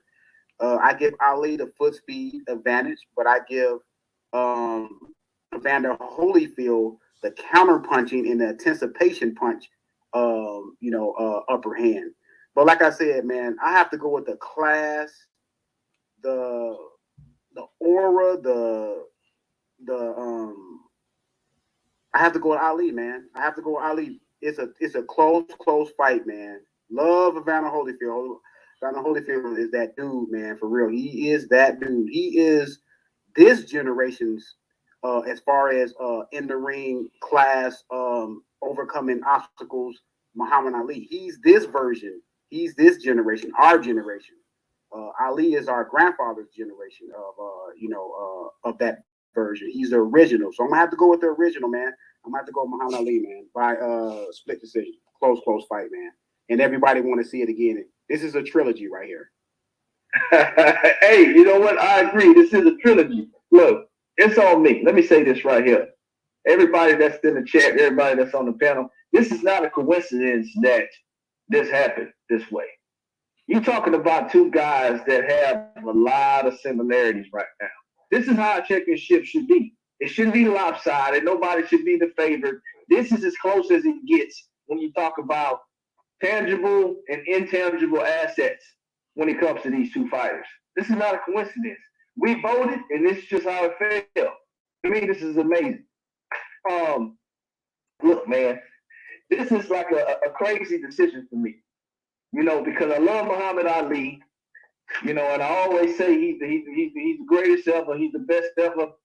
But, we're talking about prime for prime, and we're matching these two guys up. And at the end of the day, I'm going to have to go with, man, this is another one that's going to break my heart, man. This breaks my heart, man. I got to go with Evander Holyfield in this case, man. I have to go with Evander Holyfield. For the simple fact that, we can sit down and we can break down these two guys to the team, but there are so many similarities to one another. And the things that are not similar, I think it's a wash. I think Muhammad Ali's ring generalship, his IQ is probably slightly better than Holyfield's. But I think Evander Holyfield's mental capacity while he's fighting is greater than Muhammad Ali's. And I'm going to explain to you why. Somebody mentioned earlier the feet shuffling and all that kind of stuff. Look, it ain't going to be no time for none of that against Evander Holyfield because he's going to be relentless. He's going to be relentless. He's going to come at you from every different angle that he can think of and his body will allow him to. I mean, at the end of the day, this is a super close fight, but I'm going to have to give it to the real deal, Holyfield, right now, which brings this score to 3-3 at EJ Boxing Live, the man himself, his live stream. Everybody, there's the like button. Guess what? He has to break the tie right now for the champion of this particular bracket right here, for the heavyweight bracket. Who you got? It's all around us, EJ. Listen, all man. Listen, everyone's tight and the anticipate. That's what you expect. The anticipate. We like in the NBA Finals. We going Game 7 and we tied up and we're gonna see who's gonna win this, man. I must admit, listen, bro. Listening to the arguments, everyone puts in a great breakdown on who they actually think will bring. But listen, man. There can only be one. There can only be one. The great one, the GOAT himself. I have to go with Muhammad Ali. I'm gonna tell you why, right? I'm gonna tell you why. And it ain't like I don't think in a landslide because Evander Holyfield was getting his respect. And the thing is, the fact that Evander was even in the finals showed that we calling it how we're supposed to call it. You know what I mean? Giving the man his props. But listen, I'm gonna tell you this. Muhammad Ali in his prime, Evander Holyfield in their prime, they're going to put on a great, tremendous fight for the fight fans, and it ain't going to be easy. You say Ali had trouble against Joe Frazier. He damn going to have trouble against Evander Holyfield. No weaknesses in his game. The only thing he's got is just probably the foot speed. But Ali, other than that, if he gets close, he going to put them combinations. Same way Frazier did. Yo, he going to be opened up like that. I can see the same way that Evander Holyfield going to be doing that with Muhammad Ali. But in my opinion, I think Muhammad Ali edges it, and I'm gonna have to give it to Ali. Ain't like anything in it. There's not much in it, but I'm gonna give it to the greatness. Just by attributes and more or less on the attributes. But other than that, it's a close fight, and I see it. You can even say a split decision. I gave him credit. A split decision win for the great one for Muhammad Ali. I'm gonna put a trophy. I got a trophy. I picked one here. I'm trying to put a trophy right near his name right now. So I'm going to put that near Muhammad Ali on the picture. I think it might be too big for the picture, actually. But actually, I'm going to get a cup and put it there. So the tournament has finally concluded, and everyone's put their votes in. But I'm sure people, you guys in the chat probably might disagree, especially with some of our picks. But Muhammad Ali has pulled it out. Phil, you want to close it down? Go ahead, Phil. Close it down. All right, man. Look, let me tell y'all something. This is what it's all about, man. It's being a democracy. There's a lot of boxing knowledge on this panel. Guys coming together, giving their breakdowns and their picks, based on not emotion, but just the realness of being a true boxing fan. I think more panels need to be like this. I think more channels need to be like this, because at the end of the day, that's what makes the channel great. Difference of opinions. Okay? We got down to the very last fight, and guess what? EJ Boxing Live had to break the tie. This is great. This is great for boxing. The championship was a great fantasy matchup between Muhammad Ali and Evander Holyfield. This is what it's all about right here. Okay? This is what it's all about. I think we're gonna have to watch out, make sure BT Sports, we're gonna have to get all the copyright thing together so they don't come through here doing all that. Look, they need to look at this right here. This is how it's supposed to be done, man. Shouts out to everybody in the panel, everybody in the chat. We appreciate y'all tuning in. Hit that like button, man. Subscribe. All of the above. Hey, this is what it is right here. Yo, can we get a closing statement around the panel? Nah, well, you can do that, but I'm gonna shove it down on the thing. You guys continue, and I'm gonna read the comments and that. But the tournament's officially over, so thank you. You were no problem, man, no problem. You guys continue talking, though. Go ahead. Nice discussion, though, y'all. Nice breakdowns too. EJ, I got one question for you. Does in your assessment of it, does Evander lack a bit of the viciousness that a Joe Frazier had? That may have perhaps put him over the top in your mind against an Ali. Nah, he doesn't because he can do what Frazier did and still bring a bit more. Nah, I mean, he's more diverse. No, he doesn't. Nah. Like Vander. He's not more technically. I agree. To answer your question, no. He's just as vicious as Joe Frazier, just as vicious. So that's my thing. So listen, that was a great tournament. Let me come to the live stream. So listen, bro, that was a great tournament. You guys been putting your comments down there as the tournaments go. So we got to the finals. What do you guys think, man? You guys agree? Would you guys agree with him? Man, there's so many guys in there. Shout out to IQ Boxing Academy, my man Zab over there doing his thing over there. Shout out to Get Smoke. Shout out to Mar the Machine. Who else we got over here, man? What's it? Guevara. We got, what is it? Gavagas. We got his name there. Who else we got over here? Man, you guys. I appreciate all you guys in there. Like, let me see to get to the bottom of this thing. See what you guys have to say. Yeah, man. Thanks, man. Yeah, it was a great debate. And it kept, listen, man, we were stuck in the houses, but we had to chop it up and that. Evander got his props. Because a lot of time when Evander used to fight, they never used to give him his props. He used to fight and they used to say he was too small. Only when he beat Mike Tyson, then they actually gave him props. But we gave him, he's definitely just due. You know what I'm saying? So it was a great tournament. And yeah, man, we're going to shut it down right now. So, hey, listen, if you ain't subscribed already, make sure you subscribe. This is everyone's talking about the power. Listen, man, my man IQ Box Academy, everyone talking about the power. See, look, everyone putting it in. Yeah. Ali winning, but Holyfield is better than Frazier. Yeah, exactly. See, this is what I'm saying. Yeah, he ranked higher, bro. Smoking Joe. It's for real. Holyfield won clearly on points, yeah. Gets Holmes. Listen, boy. They 15 rounds. Yeah, there was all 15 rounds, by the way. Everyone got their first. Ali has a trouble. Yeah. Holyfield. Listen, man, you knew which way it was gonna go though, like because people, you knew which way it was gonna go, but you know that them lot came tight though. But I broke the thing. It kept it tight. It kept it tight in the tournament, and it started with too many people early on, and when we started off with. But listen, we had the right amount of numbers to get to the point where we got it even. So man, that was deep. All right, listen, there's a tournament. We got another tournament later on. We got the welterweight tournament, the 90s welterweights versus the modern welterweights. So that's gonna be on D-Star's channel. D-Stars Boxing. Make sure you go check that out. That should be later on today. You know what I'm saying? So, man, this was epic, bro. It was an epic tournament, man. So, listen, I'm just big up to everyone in the chat. Big up to all you guys in there, man, contributing and stuff like that. And everyone, man, we continue to talk, man. And you guys, maybe you don't agree. You guys don't agree with the picks of the panel, but that's right. But everyone gave a really good closing argument, man. But like my man IQ Boxing Kid, well done to everyone, man. Well done. It was a great debate, man. I'm EJ Boxing Live. Yo, man, if you ain't doing something, try and stay safe. Hey, 6 feet. You know what I'm trying to say? Distance, social distancing, practice that. I hope everyone's safe in that, and I'll catch you next one. Peace.